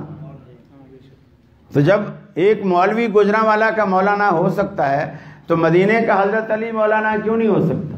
ہو سکتا ہے. لیکن جس معنوں میں ہم مولانا کہتے ہیں اس معنوں میں کہا جائے. دیکھیے مولا کا لفظ کثیر المانی ہے. مولا کے معنی سردار بھی ہے, مولا کے معنی غلام بھی ہے. حضرت اکرمہ کے بارے میں جہاں بھی آتا ہے مولا ابن عباس ساتھ آتا ہے کہ ابن عباس کا غلام. مولا کے معنی غلام بھی ہیں, مولا کے معنی دوست بھی ہیں, مولا کے معنی سردار بھی ہیں, مولا کے معنی جناب بھی ہیں, مولانا کے معنی سید بھی ہے. تو اس معنوں میں آپ ہم جب استعمال کرتے ہیں تو دوست اللہ کے رسول نے فرمایا جو, اور ایک خاص موقع پر آپ نے فرمایا. کچھ لوگ حضرت علی کی برائی کر رہے تھے اور آپ کے پاس آ کے انہوں نے شکوہ کیا. اس موقع پر رسول اللہ صلی اللہ علیہ وسلم نے فرمایا دیکھو جو مجھے دوست رکھتا ہے وہ علی کو بھی دوست رکھے. اور یہ بات سچ ہے. اس کے مزید الفاظ جس میں آپ نے فرمایا کہ تم یعنی علی میرے لیے ویسے ہی ہو جیسے ہارون موسیٰ. ٹھیک ہے, اس لیے کہ آپ چچیرے بھائی تھے نا. حضرت علی رسول اللہ صلی اللہ علیہ وسلم کے چچیرے بھائی تھے. تو اس حساب سے آپ نے کہا جس طرح موسیٰ علیہ السلام کے بھائی تھے ہارون, اور اسی طرح اور وہ بھی یعنی باپ کی طرف سے سوتیلے تھے, ماں کی طرف سے سگے تھے. حضرت ہارون تھے بھائی لیکن سوتیلے بھائی. تو اس طرح آپ نے فرمایا علی میرا چچیرا بھائی ہے. تو جس طرح موسیٰ کا بھائی ہارون تھا ان کے لیے, اسی طرح میرے لیے تو ہے. تو اس میں کوئی قباحت والی بات نہیں. اگر کوئی اعتراض ہے تو پھر اس کو واضح کریں. جناب وعلیکم السلام. جن معنی میں وہ لیتے ہیں نا مولا کو شاید وہ بھی بتا دیں تاکہ مسئلہ جو نا وہ تو نعوذ باللہ وہ تو یہ کہتے ہیں کہ اللہ کو بھی علی نے پیدا کیا ہے. اب یہ معنی ہم کہاں سے لیں گے؟ بلکہ ایک وہ مر گیا ہے جو وہ کہتا تھا, اس کے کلپ آج بھی موجود ہیں کہ اللہ کا خالق علی ہے. پاکستان جو بنا ہے یہ ذوالجناح جو دلدل ان کا نکلتا ہے اس کے گھوڑوں کے سموں کا صدقہ ہے. یہ قائد اعظم محمد علی جناح جو کہتے ہو, یہ بولے جناح اس لیے تھی کہ دلدل کے آگے اس کی اماں نے منت مانی تھی. اس کے بیٹے ہوتے تھے مر جاتے تھے, یہ ذوالجناح کے آگے کھڑے ہو کر اس نے منت مانی. اس کو یہ محمد علی جناح پیدا ہوا, اس نے اس وجہ سے اس کا نام بھی جناح رکھا, اور جناح رکھنے کے بعد یہ بڑا ہو گیا. اب لوگ کہتے ہیں کہ جی یہ قائد اعظم نے پاکستان بنایا. اس نے نہیں بنایا, یہ تو گھوڑے کے دموں کا صدقہ ہے. اب یہ معنی ہم کہاں سے مانیں گے؟ اصل میں وہ تو پورا آوے کا آوا ہی غلط ہے. شادی کے موقع پر لڑکی کو جہیز دینا اور سسرال کی طرف سے جہیز کا مطالبہ قرآن و حدیث کی روشنی میں وضاحت فرمائیں. جہیز کا جو مطالبہ ہے یہ 100% غلط ہے. لڑکے کو کوئی حق نہیں پہنچتا کہ وہ لڑکی والوں کو, دیکھیے ایک بندے نے آپ کو جگر کا ٹکڑا ہی کاٹ کے دے دیا, اب آپ اس سے کیا مانگیں گے؟ اور اس سے اور آپ کیا مانگنا چاہتے ہیں؟ یہ لسٹ تھما دینا لڑکی والوں کو کہ فریج ہو, گاڑی ہو, یہ ہو, وہ ہو, ورنہ یہ ہم نہیں لیں گے, تو یہ ناجائز شرطیں ہیں. البتہ اگر کوئی شخص اپنی بیٹی کو اپنی حیثیت کے مطابق لڑکے والوں کی ڈیمانڈ کے بغیر کوئی چیز دینا چاہتا ہے تو کوئی حرج نہیں, آپ اسے دینے دیں. وہ اپنی بیٹی کو دے رہا ہے. مثال کے طور پر وہ ایسے گھر میں جا رہی ہے جس گھر میں واشنگ مشین نہیں ہے, اور اسے پتہ ہے کہ جب بہو جائے گی یہ سارا سسرال جو ہے اس کا یہ کپڑے میری بیٹی سے ہی دلوائے گا, تو وہ اس نے یہ سوچ کر واشنگ مشین دے دی ساتھ میں کہ چلو میری بیٹی کو تھوڑی سہولت ہو جائے گی, تو کوئی حرج نہیں, آپ دینے دیں. لیکن آپ مطالبہ نہیں کر سکتے. جی بظاہر تو کوئی مطالبہ نہیں ہوتا, اور ماں باپ مان بھی ہوتے ہیں کہ کوئی مطالبہ نہیں, لیکن وہ اس ڈر سے دے رہے ہوتے ہیں کہ یہ اگر نہ دیا تو باتیں ہیں نہیں بیٹی معاشرے کی بات. یہ عام جو ابھی رائج ہے مطالبہ ایسا تو یہ تو پھر آپ ماحول ایسا بنائیں نا، آپ ماحول ایسا بنائیں کہ تاکہ اس بچی کی زندگی وہاں عذاب بن کر نہ رہے، بات بات پہ تانے نہ ملیں کہ تو کیا لائی ہے، جو کپڑوں میں تیرے باپ نے رخصت کیا تھا، یہ تھا وہ تھا. یہ اکثر ساسیں جو ہوتی ہیں نا، ساسیں، یہ ساسیں ایسا کہتی ہیں. تو تھوڑا سا ماحول بنایا جائے. اور میرا خیال ہے اگر دینی گھرانے کی لڑکی دینی گھرانے میں دی جائے تو یہ باتیں پیدا نہیں ہوتی. اسٹیٹس بڑا معنی رکھتا ہے. تو آپ اسی لیے شریعت کہتی ہے ہم پلہ، جسے کفف کہا گیا ہے. تو یہ ہم پلہ جو ہوتا ہے وہ اسی لیے ہوتا ہے کہ آپ اپنا اسٹیٹس دیکھو اور اسی اسٹیٹس سے جڑو، اپنے سے اوپر بھی نہ جاؤ اور بہت زیادہ نیچے بھی نہ جاؤ. ہاں بچی اگر غریب گھرانے کی ہے اور بڑے اچھے بنگلے میں اگر آ جائے گی تو وہ خوش رہے گی، لیکن بنگلے سے اگر جھونپڑی میں جائے گی تو کبھی بھی خوش نہیں رہے گی. تو اس چیز کا خیال رکھنا چاہیے. باتھ روم میں کپڑے لڑکیوں کے یہ صحیح ہے کہ غلط ہے؟ دیکھو میلے کپڑے عموماً رکھنے کی جگہ ہی بعض دفعہ باتھ روم بڑے بڑے ہوتے ہیں اور اس میں لٹکانے میں تو شرعاً کوئی بات نہیں. یہ راکیوں نے آپ لوگوں کو ڈرایا ہوا ہے کہ کپڑے وہاں لٹکاؤ گے تو جن آ جائیں گے، یہ ہو جائے گا، وہ ہو جائے گا. عجیب، رسول اللہ صلی اللہ علیہ وسلم کے پورے بدن میں خوشبو ہوتی تھی، پورے بدن میں خوشبو ہوتی تھی، خوشبو لگائے بغیر خوشبو ہوتی تھی. آپ باتھ روم جاتے تھے کہ نہیں جاتے تھے؟ پھر راکیوں نے ایسا ڈرایا ہوا صرف اس لیے کہ ان کی دکانداری چلے کہ خوشبو والا بندہ باتھ روم نہیں جا سکتا ورنہ اس کو جن چمٹ جائیں گے. جنوں کو دنیا میں اور کوئی کام ہی نہیں ہے، بھئی یہی کام ہے جو انتظار میں رہتے کون آئے گا ہم چپک جائے اس کو. اگر وہ جفی ڈالے تو آپ بھی جفی ڈالے، چھوڑو ہی نہ اس کو. پھر اسی جن کو بولو پتر اب بلا راکی کو، اب وہ کچھ پڑے گا تو میں تجھے چھوڑوں گا ورنہ چھوڑوں گا ہی. عجیب، یعنی یقین مانیے جن جو ہے نا، جن اللہ نے اس کو یہ طاقت اور قوت ہی نہیں دی ہے کہ آپ کے اندر داخل ہو. جو کچھ کرے گا آپ کے ذہن پر باہر رہ کر وساوس ڈالے گا، وسوسے ڈالے گا، اندر داخل نہیں ہوگا. اندر ایک اس طرح تو دنیا کا سارا نظام ہی معوف ہو جائے. اب مثال کے طور پر میں یہاں بیٹھا ہوا تقریر کر رہا ہوں، اب میں وہابیوں والی تقریر کر رہا ہوں، اب کوئی بریلوی جن بھی یہاں بیٹھا ہوگا، لازمی بیٹھا ہوگا، وہ اٹھے میرے اندر گھس جائے اور میری زبان سے ساری تقریر بریلویوں والی کروا دے. آپ بولو گے یار اس کو ہوائی جہاز کا ٹکٹ بھر کے کراچی سے بلوایا ہے اور ساری تقریر ہمارے خلاف کر گیا. یہ تو کہہ رہا ہے مزاریں بناؤ، یہ کہہ رہا ہے اگربتیاں لگاؤ، کہہ رہا ہے قبروں پہ کیوڑا چھڑکو. پھر دوسرا ادھر کوئی وہابی بھی جن بیٹھا ہو، اس کو آئے غصہ کہ بھی اس نے ہمارے مولوی کے ساتھ ایسا کیا، وہ یہاں سے سیدھا جائے کراچی اور اکاڑوی کے اندر گھس جائے اور اس سے ساری تقریر جو ہے وہابیوں والی کروا ڈالے، تو سارا نظام ہی درم برم ہو جائے. ایسا نہیں ہوتا ہے. آپ کی یہ ضعیف الاعتقادی ہے. دیکھیے میں اکثر کہتا ہوں نبی کریم صلی اللہ علیہ وسلم نے مسجد میں آنے کی بھی دعا بتلائی، نکلنے کی دعا بتلائی، باتھ روم جانے کی دعا بتلائی، نکلنے کی دعا بتلائی، سیڑھی چڑھنے کی بھی بتائی، اترنے کی بھی بتائی، سواری پر بیٹھنے کی دعا بتائی، سفر کی دعا، گھر سے نکلنے کی دعا، گھر میں داخلے کی، ہر دعا سکھلائی. آپ ان راکیوں سے پوچھو، بلکہ وہ جو پیغام چینل پر بیٹھ کے جو تقریریں کرتے ہیں نا، آپ ان سے پوچھ، سفید داڑھی والے، آپ ان سے پوچھو کہ ایک دعا بتلاؤ جو اللہ کے رسول نے جن نکالنے کی بتلائی ہو، کہ جن اگر کسی کے اندر گھس جائے تو اس کو نکالنے کی کیا دعا ہے. آپ نے ہر دعا سکھلائی ہے، جن نکالنے کی دعا کیوں نہیں سکھلائی؟ کیوں نہیں سکھلائی؟ اس کا کیا جواب ہے؟ کہ وہ جاتا ہی نہیں. تو اللہ کے بندے، آپ پڑھے لکھے ہو، پڑھے لکھے شہر میں رہتے ہو، تو تھوڑا سا کچھ تو اپنی عقل استعمال کرو. کراچی میں ایک دوست میرے پاس آیا اور مجھے کہنے لگے کہ جی قاری صاحب آپ کا تو ہمیں کوئی فائدہ نہیں. میں نے کہا بھی تیرے کو کیا فائدہ چاہیے؟ بولے میرے اوپر 17 جن چڑھے ہوئے ہیں اور آپ کچھ کر ہی نہیں رہے. اب اس کو ایک بندے نے اتنا ڈرایا ہوا. میں نے کہا کیسے تیرے اوپر 17 جن چڑھے ہوئے؟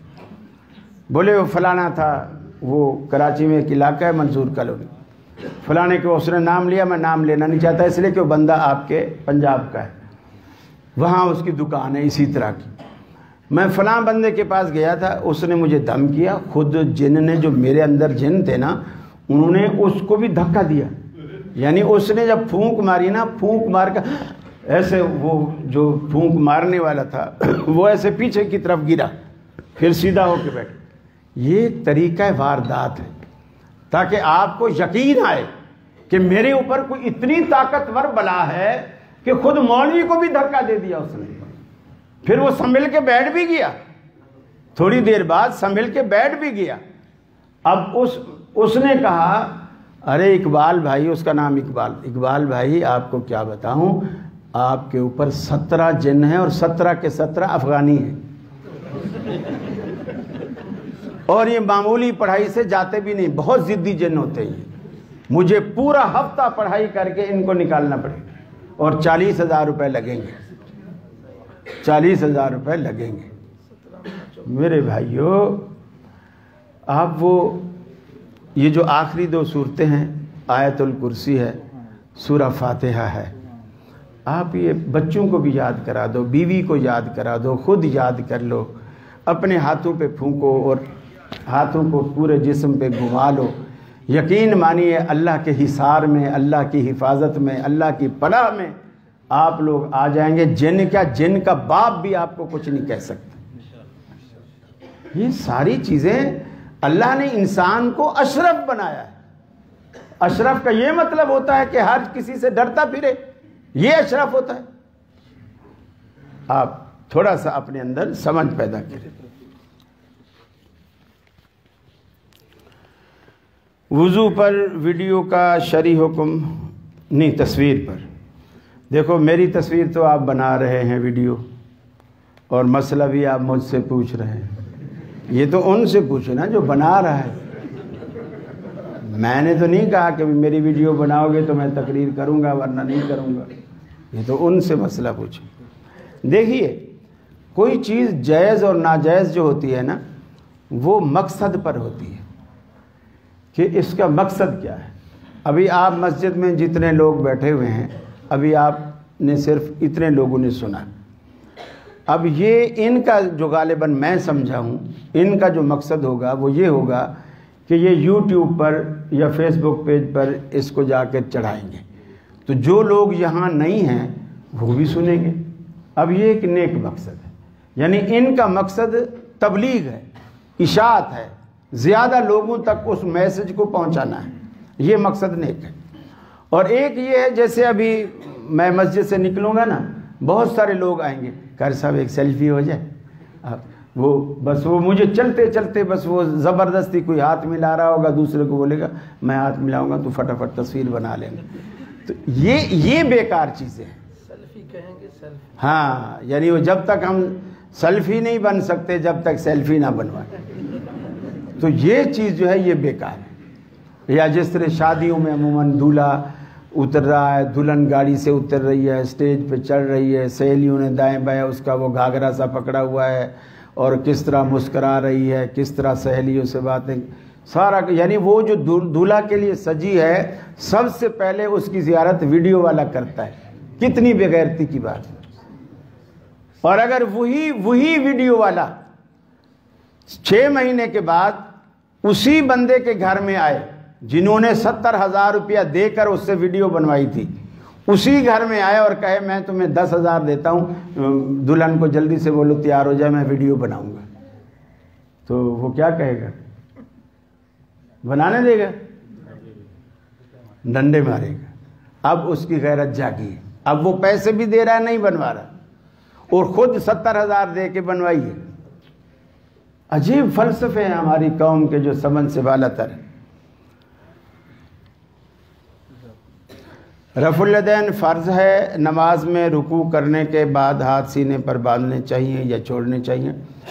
دیکھیے رفع الیدین فرض، واجب، سنت یہ اصطلاحیں سب بعد کی ہیں۔ حضرت عبداللہ بن عمر رضی اللہ تعالیٰ عنہ سے موطا امام مالک میں روایت ہے، کسی نے 3 دفعہ پوچھا کہ وطر سنت ہیں، فرض ہیں، واجب ہیں، کیا ہے؟ انہوں نے تینوں دفعہ ایک ہی جواب دیا، یار ہم نہیں جانتے، اللہ کے رسول پڑھتے تھے اس لیے ہم کرتے ہیں۔ تو اس کا جواب یہ ہے، ہم نہیں جانتے رفع الیدین فرض ہے، سنت ہے، واجب ہے، اللہ کے رسول نے کی ہے اس لیے ہم کرتے ہیں۔ رکوع کے بعد سینے پر ہاتھ باندھنا چاہیے یا چھوڑنا چاہیے؟ جو سینے پر ہاتھ باندھتے ہیں وہ بھی کہتے ہیں کہ نص صریح اس پر موجود نہیں ہے۔ ہمارے کراچی میں ہمارے شیخ عبداللہ ناصر رحمانی حفظہ اللہ اور شیخ بدیع الدین شاہ صاحب راشدی رحمہ اللہ وہ باندھا کرتے تھے، اور ناصر صاحب اب بھی باندھتے ہیں۔ تو لیکن ان سے جب کوئی مسئلہ پوچھے تو وہ یہی جواب دیتے ہیں کہ نص صریح اس پر نہیں ہے، البتہ استنباط ہے بعض روایات سے، بعض چیزوں سے۔ اور اسی طرح جو ہاتھ چھوڑتے ہیں، اگر آپ ان سے بھی پوچھیں کہ چھوڑنے کی کوئی نص موجود ہے تو نص صریح ان کے پاس بھی نہیں ہے۔ نہ حدیث میں یہ ہے کہ اللہ کے رسول رکوع کے بعد ہاتھ لٹکا دیتے تھے، نہ یہ صراحت ہے، اور نہ یہ صراحت ہے کہ اللہ کے رسول ہاتھ واپس سینے پر باندھ لیتے تھے، نہ یہ صراحت۔ اب ان کے پاس بھی ایک الفاظ وہ یہ ہے، سنن نسائی میں بھی ہے، مسند احمد میں بھی ہے، وہ یہ ہے کہ اذا قام فی الصلاۃ، اللہ کے رسول جب بھی نماز میں کھڑے ہوتے تھے، وضع یدہ الیمنی علی یدہ الیسری علی صدرہ، آپ اپنا دایاں ہاتھ بائیں کے اوپر رکھ لیتے تھے۔ تو جب آپ دایاں ہاتھ بائیں کے اوپر رکھ لیتے تھے اس کا مطلب ہے باندھ دیتے تھے۔ جب بھی کھڑے ہوتے تھے، اذا قام فی الصلاۃ، نماز میں جب بھی کھڑے ہوتے تھے، وہ کہتے ہیں رکوع کے بعد ہی بندہ چونکہ کھڑا ہوا ہے تو لہذا ہاتھ باندھے گا، چونکہ حدیث میں جب بھی کھڑے ہوتے تھے۔ اسی طرح دوسری روایت میں ہے اذا جلس فی الصلاۃ، اللہ کے رسول جب بھی نماز میں بیٹھتے تھے، وضع یدہ الیمنی علی فخذہ الیمنی وضع یدہ الیسری علی فخذہ الیسری، اللہ کے رسول دایاں ہاتھ دائیں گھٹنے پر رکھتے، بائیں ہاتھ بائیں گھٹنے پر رکھتے، جب بھی اذا جلس فی الصلاۃ، جب بھی نماز میں بیٹھتے۔ اس میں ہے جب نماز میں کھڑے ہوتے تو ہاتھ یہاں رکھتے، یہاں ہے جب بھی نماز میں بیٹھتے تو ہاتھ یہاں گھٹنے پر رکھتے۔ اب میرا آپ سے سوال ہے، ایک بندہ اس کو گھٹنوں میں تکلیف ہے یا ٹانگیں کٹی ہوئی ہیں، کھڑا ہی نہیں ہو سکتا، وہ بیٹھ کے نماز پڑھ رہا ہے، وہ ہاتھ باندھے گا یا گھٹنے پہ رکھے گا؟ کیوں؟ دلیل حدیث میں تو ہے جب باندھتے تھے جب آپ کھڑے ہوتے تھے، وہ تو کھڑا نہیں ہوا، آپ کیوں بندھوا رہے ہیں؟ اور حدیث میں ہے جب آپ بیٹھتے تھے تو ہاتھ گھٹنے پہ رکھتے تھے، اور یہ نصوص ہے دونوں، کھڑے ہوتے تھے تو ہاتھ باندھتے تھے، بیٹھتے تھے تو ہاتھ یہاں رکھتے تھے۔ تو جو بندہ بیٹھ کر نماز پڑھ رہا ہے اس کو ہاتھ آپ کھڑے ہونے والی حالت میں کیوں بندھوا رہے ہیں؟ پہلے اسے بغل میں ڈنڈے دے کے کھڑا کرے پھر ہاتھ بندھوائے۔ سمجھ اشتا کہ نشتا؟ ہاں ماشاءاللہ سمجھ آ رہی۔ تو یہ لفظی جنگ ہے۔ اچھا، اب وہ کہیں گے کہ جی اس سے مراد محلن قیام ہے، یہ جو بیٹھ کے پڑھ رہا ہے یہ محلن قیام ہے۔ تو یہی بات پھر دوسرے کہتے ہیں کہ وہ اگرچہ قیام لگ رہا ہے، وہ قیام نہیں ہے، وہ اصل قومہ ہے۔ اب وہ کہتے ہیں قومہ کیا چیز ہوتی ہے؟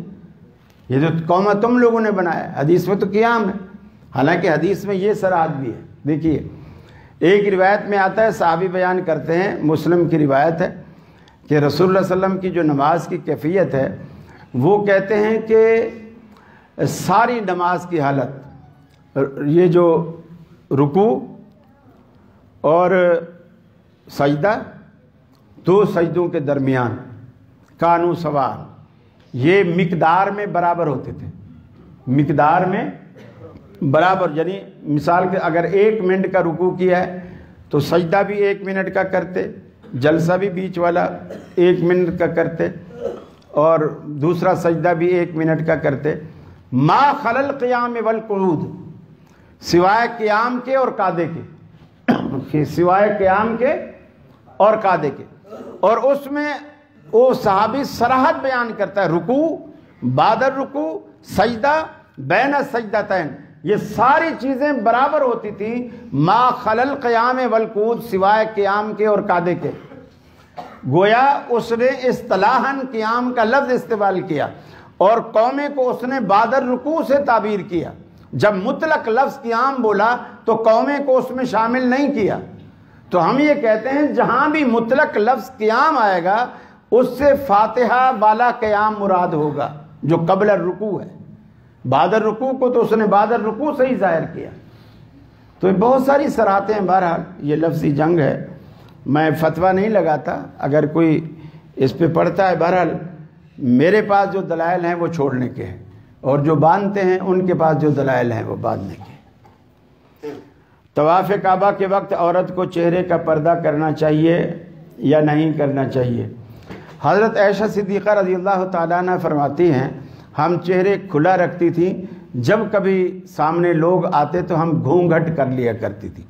گھونگھٹ جو ہے پنجاب کے لوگ اچھی طرح جانتے ہیں، گھونگھٹ پردے کو نہیں کہتے، گھونگھٹ آڑ کو کہتے ہیں۔ یعنی مثال کے طور پر اگر دوپٹے کا ایک مثلاً دوپٹہ اڑا ہوا ہے اور مرد ادھر بیٹھے ہوئے ہیں، ادھر ساری عورتیں بیٹھی ہوئی ہیں، اور ایک عورت یہاں سے جا رہی ہے تو دوپٹے کا ایک پلو یوں کر لے گی، اسے کہتے ہیں گھونگھٹ۔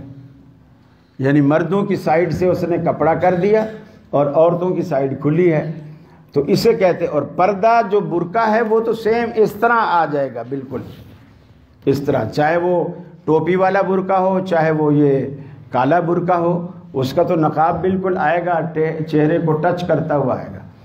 کچھ لوگ اس چیز کے قائل ہیں کہ نقاب تو کرے لیکن چہرے کو ٹچ نہ کرے، اور وہ پھر کیا کرتے ہیں کہ جیسے یہ جو سائے والی ٹوپی نہیں ہوتی، کہ شیڈ والی جو ٹوپی ہوتی ہے، وہ پہلے یہ پہناتے ہیں پھر اس کے اوپر وہ نقاب ڈلواتے ہیں تاکہ شیڈ کے بعد پردہ گرے تو چہرے سے آگے رہے۔ لیکن یہ خامخواہ تکلف ہے۔ میں سمجھتا ہوں یہ بھی ایک آزمائش ہے کہ اللہ یہ دیکھنا چاہتا ہے آیا یہ عورت پردہ میرے حکم سے کر رہی تھی یا اس کو پردے کی عادت ہے۔ بہت ساری چیزیں، اب جیسے ناخن کاٹنا اسلام کو بڑے پسند ہے، صفائی پسند ہے اسلام، لیکن قربانی کے جو 10 دن آتے ہیں اللہ کہتا ہے ناخن نہیں کاٹو۔ اب اسی میں آدمیوں کو اتنی بے چینی ہو جاتی ہے۔ اچھا وہ اسی طرح کوئی جسم کے بال نہ کاٹو، آدمیوں کو بے چینی ہو جاتی ہے۔ کتنے لوگ اس پر پورا نہیں اترتے، اب اس میں فیل ہو جاتے ہیں۔ تو اللہ بعض دفعہ بعض جائز چیزیں بھی روک کر اس کو آزماتا ہے۔ اب دیکھیے رمضان میں آپ صرف رات کو بیوی کے پاس جا سکتے ہیں، دن میں چونکہ روزہ ہوتا ہے آپ نہیں جا سکتے۔ لیکن جب آدمی رمضان میں آخری عشرے میں اعتکاف بیٹھا ہوتا ہے تو وہ رات کو بھی نہیں جا سکتا، حالانکہ بیوی جائز ہے، اس کے لیے حلال ہے، لیکن اللہ نے یہ 10 دن اس کو روک دیا۔ ویسے آپ ہر روز گھر جائیں، لیکن آپ ان 10 دنوں میں اگر اعتکاف بیٹھے ہیں تو آپ گھر بھی نہیں جا سکتے۔ آپ کو کوئی چیز منگوانی ہے تو کسی سے منگوا لیں۔ ہاں بیوی آپ کو ملنے آ سکتی ہے مسجد میں اعتکاف میں، اسی معتکف میں آپ سے ملے گی، جو بھی گھر کی ضروری بات ہے مشورہ ہے کرے گی، پھر چلی جائے گی۔ آپ بھی اس کو مسجد کے دروازے تک چھوڑنے جا سکتے ہیں۔ تو اس طرح یعنی کچھ چیزیں ایسی ہوتی ہیں کہ اللہ تعالیٰ نے، بہرحال میں اس بات کا قائل ہوں کہ وہ حالت احرام میں اگر عام طواف کر رہی ہے تو اس میں پردہ کرے گی، ہر صورت کرے گی۔ حالت احرام میں عورتوں کا الگ سے احترام نہیں ہوتا، یعنی احرام الگ سے نہیں ہوتا ہے، وہی کپڑے ہوتے ہیں جو گھر والے ہوتے ہیں، بس اسکارف وغیرہ ایسا ہو، بال سارے چھپے ہوئے ہوں، اور جس طرح عموماً ایرانی عورتیں جو ہیں وہ کرتی ہیں، اس کو اسکارف ہی بولتے ہیں میرا خیال ہے، کہ فیس کا ایریا کھلا ہوتا ہے باقی سارا ڈھکا ہوتا ہے، صرف حالت احرام میں، باقی ہر حالت میں وہ پردہ کرے گی، واللہ اعلم بالصواب۔ لیکن کچھ علماء کا ہم میں بھی یہی نقطہ نظر ہے کہ وہ ہر صورت پردہ کرے گی۔ ناخن پالش لگی ہو تو عورتیں نماز پڑھ سکتی ہے؟ ناخن پالش ناخن کو رنگ نہیں دیتی بلکہ اوپر اپنی لیئر چڑھاتی ہے، اسی لیے اس کو جب سوکھ جاتی ہے آپ اگر ناخن سے کھرچنا چاہیں تو وہ چھلکا اترتا ہے، تو جب وہ لگا کر وضو کرے گی تو گویا وہ ناخن اس کے خشک ہی رہیں گے، پانی چھلکے کے اوپر لگے گا، ناخنوں کو نہیں لگے گا، تو وضو نہیں ہوگا۔ ہاں اگر وضو پہلے کر لے اور ناخن پالش کے اندر کوئی ناجائز چیز، حرام چیز اس کے اندر نہیں ہے، مجھے چونکہ اس کے نسخے کا معلوم نہیں اس لیے بتا رہا ہوں کہ اگر اس میں کوئی حرام چیز نہیں ہے تو ناخن پالش سے پہلے اگر وضو کر لے اور پھر اوپر ناخن پالش لگا لے تو اس کا وضو جب تک برقرار ہے تو برقرار ہے، اور جب نیا وضو بنائے گی تو ناخن پالش پھر اسے اتارنی پڑے گی۔ یہ ہو گیا۔ نماز با جماعت کی ویڈیو بنانا جائز ہے؟ یہ ویڈیو کا ہو گیا یار۔ جادو، دم، درود کرتے ہیں جو قیمت کے ڈیمانڈ کی جاتی ہے، یہ بھی میرا خیال ہے ہو گئی ہے بات۔ دوسری طرف بھی ہے۔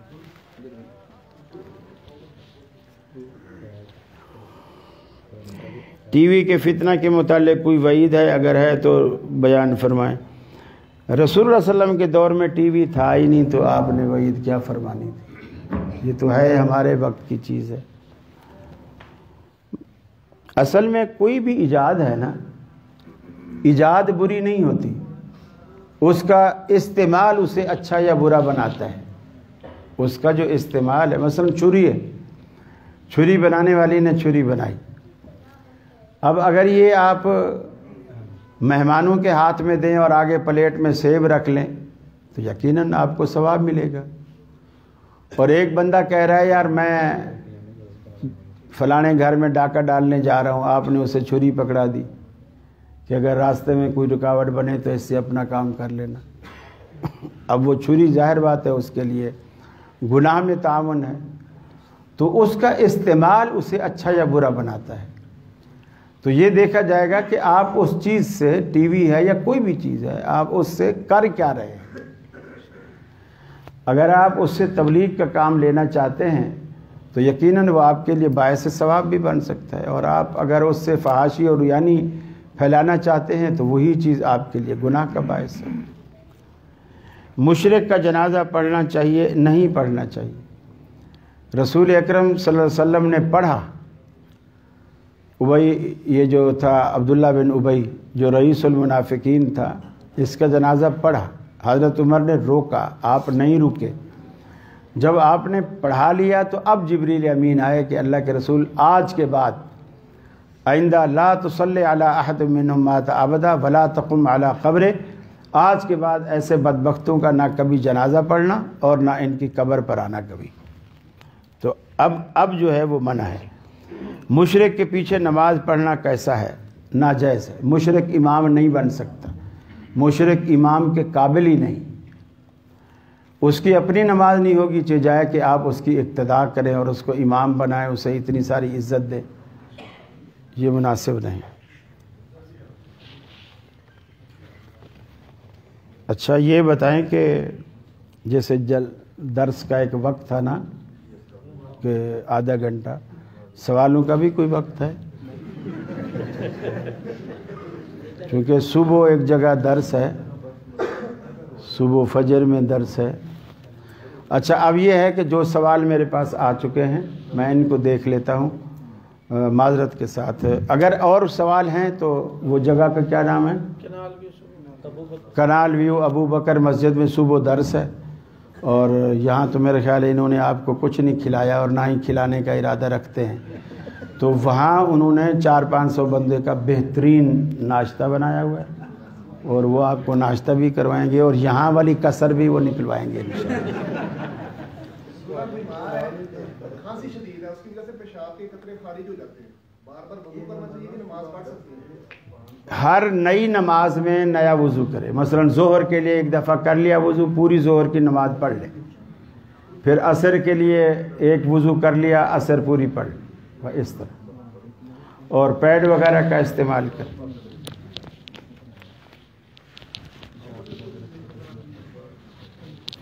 حدیث میں آتا ہے کہ شیطان تم میں خون کی جگہ دوڑتا ہے، آپ نے کہا کہ جسم کے اندر داخل نہیں ہوتا۔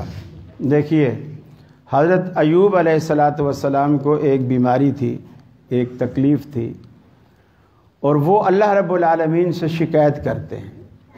ایک دفعہ کہتے ہیں رب انی مسنی الضر وانت ارحم الراحمین، اے اللہ مجھے ایک بیماری نے چھوا ہے، ایک تکلیف نے چھوا ہے، اور تو مہربانوں کا مہربان ہے، میرے حال پہ رحم فرما. اور دوسری جگہ اسی چیز کو فرماتے ہیں انی مسنی الشیطان، کہ مجھے شیطان نے چھوا ہے. شیطان کا لفظ قرآن نے بیماری پر بھی استعمال کیا. یہ جو خون میں ہمارے اندر خون خود جرثومہ ہے، خون خود ایک بیماری ہے. اگر صحت مند خون ہے تو اس کے جرثومے اتنے صحت مند ہیں جو ہماری زندگی کا باعث بنتے ہیں. اگر وہ جرثومے بیمار پڑ جائیں، کم پڑ جائیں، جتنی مقدار ہماری صحت کو چاہیے کم پڑ جائیں تو وہ ہمارے لیے بیماری ہے. بعض کے سفید سیلز ختم ہو جاتے ہیں، جس کو یہ ڈینگی وغیرہ ہوتا ہے وہ سفید سیلز اس کے ختم ہوتے ہیں، پھر اس کو ایسی چیزیں دینی پڑتی ہیں جس سے سفید سیلز جو ہیں وہ بنے، ورنہ خون اتنا پتلا ہو جاتا ہے کہ بالوں کی جڑوں سے بھی نکلنا شروع ہو جاتا ہے اگر سیل سفید ختم ہو جائے تو یہ بیماریاں ہیں. جس طرح حضرت ایوب علیہ السلام ایک جگہ اس کو بیماری کہتے ہیں اور دوسری جگہ اسی کو شیطان کہتے ہیں. اب آپ دیکھیے، اگر کوئی ضد کرے کہ نہیں جی نہیں وہ شیطان ہی ہے، بیماری نہیں ہے شیطان ہے، تو اللہ کے رسول اللہ رب العالمین نے قرآن پاک میں کہا، جس کی امام ابن تیمیہ رحمۃ اللہ علیہ نے تفسیر کی، کہ جو سود خور ہیں یہ روز آخرت ایسے اٹھیں گے جیسے کسی کو شیطان نے چھوا ہو. وہ قرآن مجید میں کیسے آیت آتی ہے؟ الذین یأکلون الربا لا یقومون الا کما یقوم الذی یتخبطہ الشیطان من المس. جو سود خور ہیں قیامت والے دن ایسے اٹھیں گے خبتی بدحواس جیسے شیطان نے انہیں چھو کر خبتی بنا دیا. اب گویا شیطان کے چھونے سے بندہ خبتی اور پاگل ہو جاتا ہے. ایوب علیہ السلام کیا کہتے ہیں؟ انی مسنی الضر، اور دوسری جگہ کیا کہتے ہیں؟ انی مسنی الشیطان، مجھے شیطان نے چھوا ہے. تو حضرت ایوب علیہ السلام میں کچھ دماغ میں کوئی اس طرح کا فطور خلل کوئی آیا شیطان کے چھونے سے؟ اگر اس سے مراد شیطان ہی ہے، آیا کچھ؟ نہیں آیا. تو یہ وہ شیطان نہیں ہے، وہ بیماریاں ہیں جو وہ جس کے جرثومے ہمارے اندر گھومتے ہیں، خون میں ہی گردش کرتے ہیں. اور ظاہر بات ہے ہر بیماری اور انجیکشن بھی لگتا ہے تو ہماری اصلاح خون کے ذریعے کرتا ہے.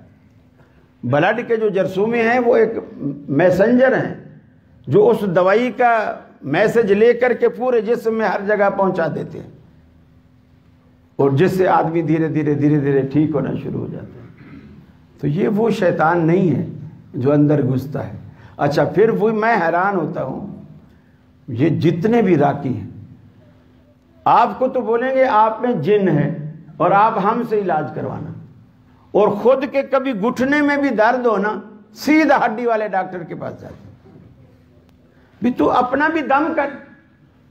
جب تیرے دم میں اتنی طاقت ہے، تو بڑے بڑے طاقتور افغانی جن بھی نکال دیتا ہے، تو اپنا گھٹنا بھی ٹھیک کر. خود جو ہے وہ ہسپتال جائیں. یہ ایسے بکھنڈ بنائے ہوئے انہوں نے. بعض بھائیوں کو شلوار اور پیٹ یا کپڑا وغیرہ ٹخنوں سے نیچے، پینٹ ٹخنوں سے نیچے ہوتا ہے، یعنی بڑھا ہوا ہوتا ہے. بعض علماء نے فتاویٰ دیا ہے کہ نماز کے دوران لباس بھی سجدہ کرتا ہے، لہٰذا اس کو فولڈ کریں. کیا فولڈ نہ کریں؟ اصل میں کچھ لوگوں کے درزی بڑے ایماندار ہوتے ہیں، جتنا کپڑا دو سارے کا سارا لگا دیتے ہیں، اس لیے آپ کی شلوار پجامہ پینٹ بڑی ہو جاتی ہے. اللہ کے ولی، یہ مسئلہ مسجد میں آ کر شروع نہیں ہوتا کہ جی جب آپ مسجد میں آئیں تو پینچے اوپر کریں، پینٹ اوپر کریں، پجامہ اوپر کریں. یہ مسئلہ یہاں سے شروع نہیں ہوتا. یہ مسئلہ وہاں سے شروع ہوتا ہے جب آپ کپڑا خرید کر اپنے درزی کو سلوانے کے لیے دیتے ہیں اور اپنے جسم کی پیمائش کروا رہے ہوتے ہیں. یہ مسئلہ وہاں سے شروع ہوتا ہے. آپ پیمائش ہی ٹخنے سے اوپر کی کروائیں. مولویوں کی شلواریں کیوں نہیں ٹخنے سے نیچے جاتی؟ وہ نہیں فولڈ کرتے، اس لیے کہ ہم سلواتے ہی اتنی ہیں. ناپ وہ جو جب گزی دیتا ہے نا انچی ٹیپ، ہاں بھی مولوی صاحب کہاں باندھتے ہو وہیں رکھ لو، ہم یہاں ناف کے برابر والے ایریے میں یہاں رکھ لیتے ہیں، اور ہماری عادت ہے یہی باندھتے ہیں. یہاں رکھ لی، اب نیچے اس کو کہتا ہے بھی ٹخنے سے اوپر، تیار ٹخنے سے اوپر رکھنا، تو وہ اس حساب سے بنا دیتا ہے. کبھی بھی ہماری شلواریں نیچے نہیں بنتی. تو اس طرح یہ آپ کا اپنا قصور ہے. آپ درزی کے پاس جب جاتے ہیں یہ مسئلہ وہاں سے شروع ہوتا ہے اور وہیں اس کی اصلاح ہونی چاہیے.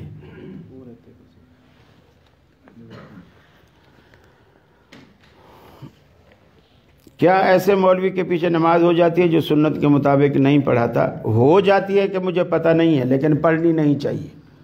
جو نماز سنت کے مطابق نہیں پڑھاتا اس کے پیچھے نماز پڑھنی نہیں چاہیے. ہوتی ہے یا نہیں ہوتی ہے اس کا مجھے علم نہیں ہے. ہونے کا مطلب یہ ہوتا ہے اللہ نے قبول کر لی، اور نہ ہونے کا مطلب یہ ہوتا ہے اللہ نے قبول نہیں کی.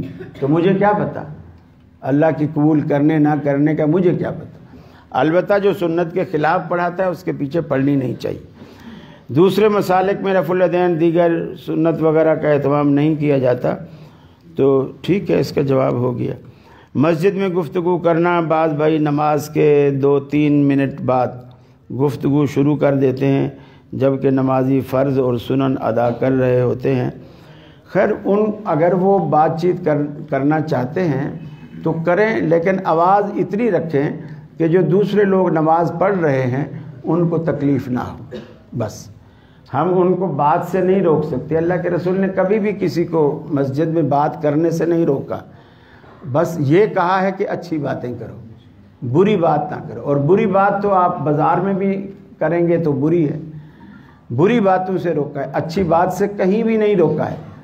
اور یہ بھی لوگوں نے بنایا ہوا ہے کہ وضو کے دوران باتیں کرنی منع ہے، کھانے کے دوران باتیں کرنی منع ہے. کہیں منع نہیں، نہ کھانے کے دوران نہ وضو کے دوران. یہ وضو کے دوران والی حدیث انتظامیہ نے خود گھڑی ہے. جہاں مسجد میں پانی کی کمی ہوتی ہے، اب لوگ باتیں کر رہے تو ٹوٹی کھلی ہوئی ہے، پانی ضائع جا رہا ہے، انہوں نے حدیث بنا کے لکھ دی کہ وضو کے دوران باتیں کرنی منع ہے. بھی تم ویسے سختی سے کہہ دو کہ وضو گھر سے کر کے آؤ، حدیث ضرور بنانی. اچھا اب وہ کھانے کے دوران باتیں کرنی. وہ ایک مولوی سے کسی نے دعوت کے موقع پر جب دسترخوان پہ بیٹھے، چیزیں بڑی اچھی اچھی تھی، مولوی سے سوال کر لیا. اب سوال تو ہوتا ہے چھوٹا سا، اب جواب ہوتا ہے لمبا. اب مولوی بے وقوف تھا اور جواب دینے بیٹھ گیا. اب جب جواب پورا ہوا دیکھا تو دسترخوان پہ سارا تھال ہی خالی. اس نے فتویٰ دے دیا کہ کھانے کے دوران باتیں کرنی حرام. تو یہ ضرورت ایجاد کی ماں ہے. یہ اس طرح کی روایتیں ہیں، باقی حقیقت اس کے اندر کچھ بھی نہیں. دیکھیے انشورنس کی کوئی بھی شکل، چاہے اس کو آپ بیمے کا نام دیں یا اسلامی بینکوں کا تکافل کا نام دیں، لائف انشورنس دیں، یا جسم کے مختلف پارٹس کی انشورنس ہے، یا فیوچر کی انشورنس ہے، بچوں کی انشورنس ہے، ان کی تعلیم کی انشورنس ہے، یہ سب ناجائز ہے. اس لیے کہ کوئی کسی کا ذمہ دار نہیں. لا تزر وازرۃ وزر اخری، کوئی دوسرے کا بوجھ اٹھانے کو تیار نہیں. اسلامی بینک والے کہتے یہی ہیں اس کو کفالت کہ دیکھو جی صحابہ کرام کے دور میں ایسا ہوتا تھا، کوئی کمزور ہو جاتا تھا، بیمار ہو جاتا تھا، کوئی نقصان ہو جاتا تھا، سارے مل کے اس کی ہیلپ کرتے تھے. یہ تو ہم کہہ سکتے ہیں کہ یہ آپس میں تکافل ہے. لیکن جو بینکوں نے شروع کیا یہ تکافل اس لیے نہیں کہ یہ اس کی مدد کرتے ہیں جو ان کا پریمیم خریدے، ہر مہینے ان کو منتھلی پے کرے، یہ اس کی مدد کریں گے. صحابہ تو ایسا نہیں کرتے تھے کہ لوگ پیسے دیں گے تو ہم ان کی ہیلپ کریں گے. تو اس لیے کہ وہ تو میزان بینک کے چیئرمین ہیں نا بابا. مجھے بھی آپ چیئرمین بنا دے تو ہو سکتا ہے میرے موقف میں بھی لچک آ جائے.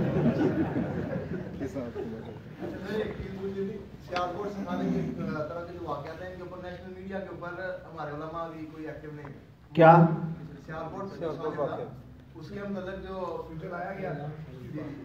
تو صاحب نے کہا میرے پیج پر آج تک لگا ہوا ہے. ایک نیریٹو تو میڈیا بلڈ کرتا ہے نا، تو اس کے اگینسٹ ہمارے جو وہ ان کی اتنی ووکل ان کی آواز نہیں ہے. وہ تو بوڑھے ہیں نا، ہمارے امیر بوڑھے ہیں، آواز تو جوانوں کی ہوتی ہے. سبحان اللہ.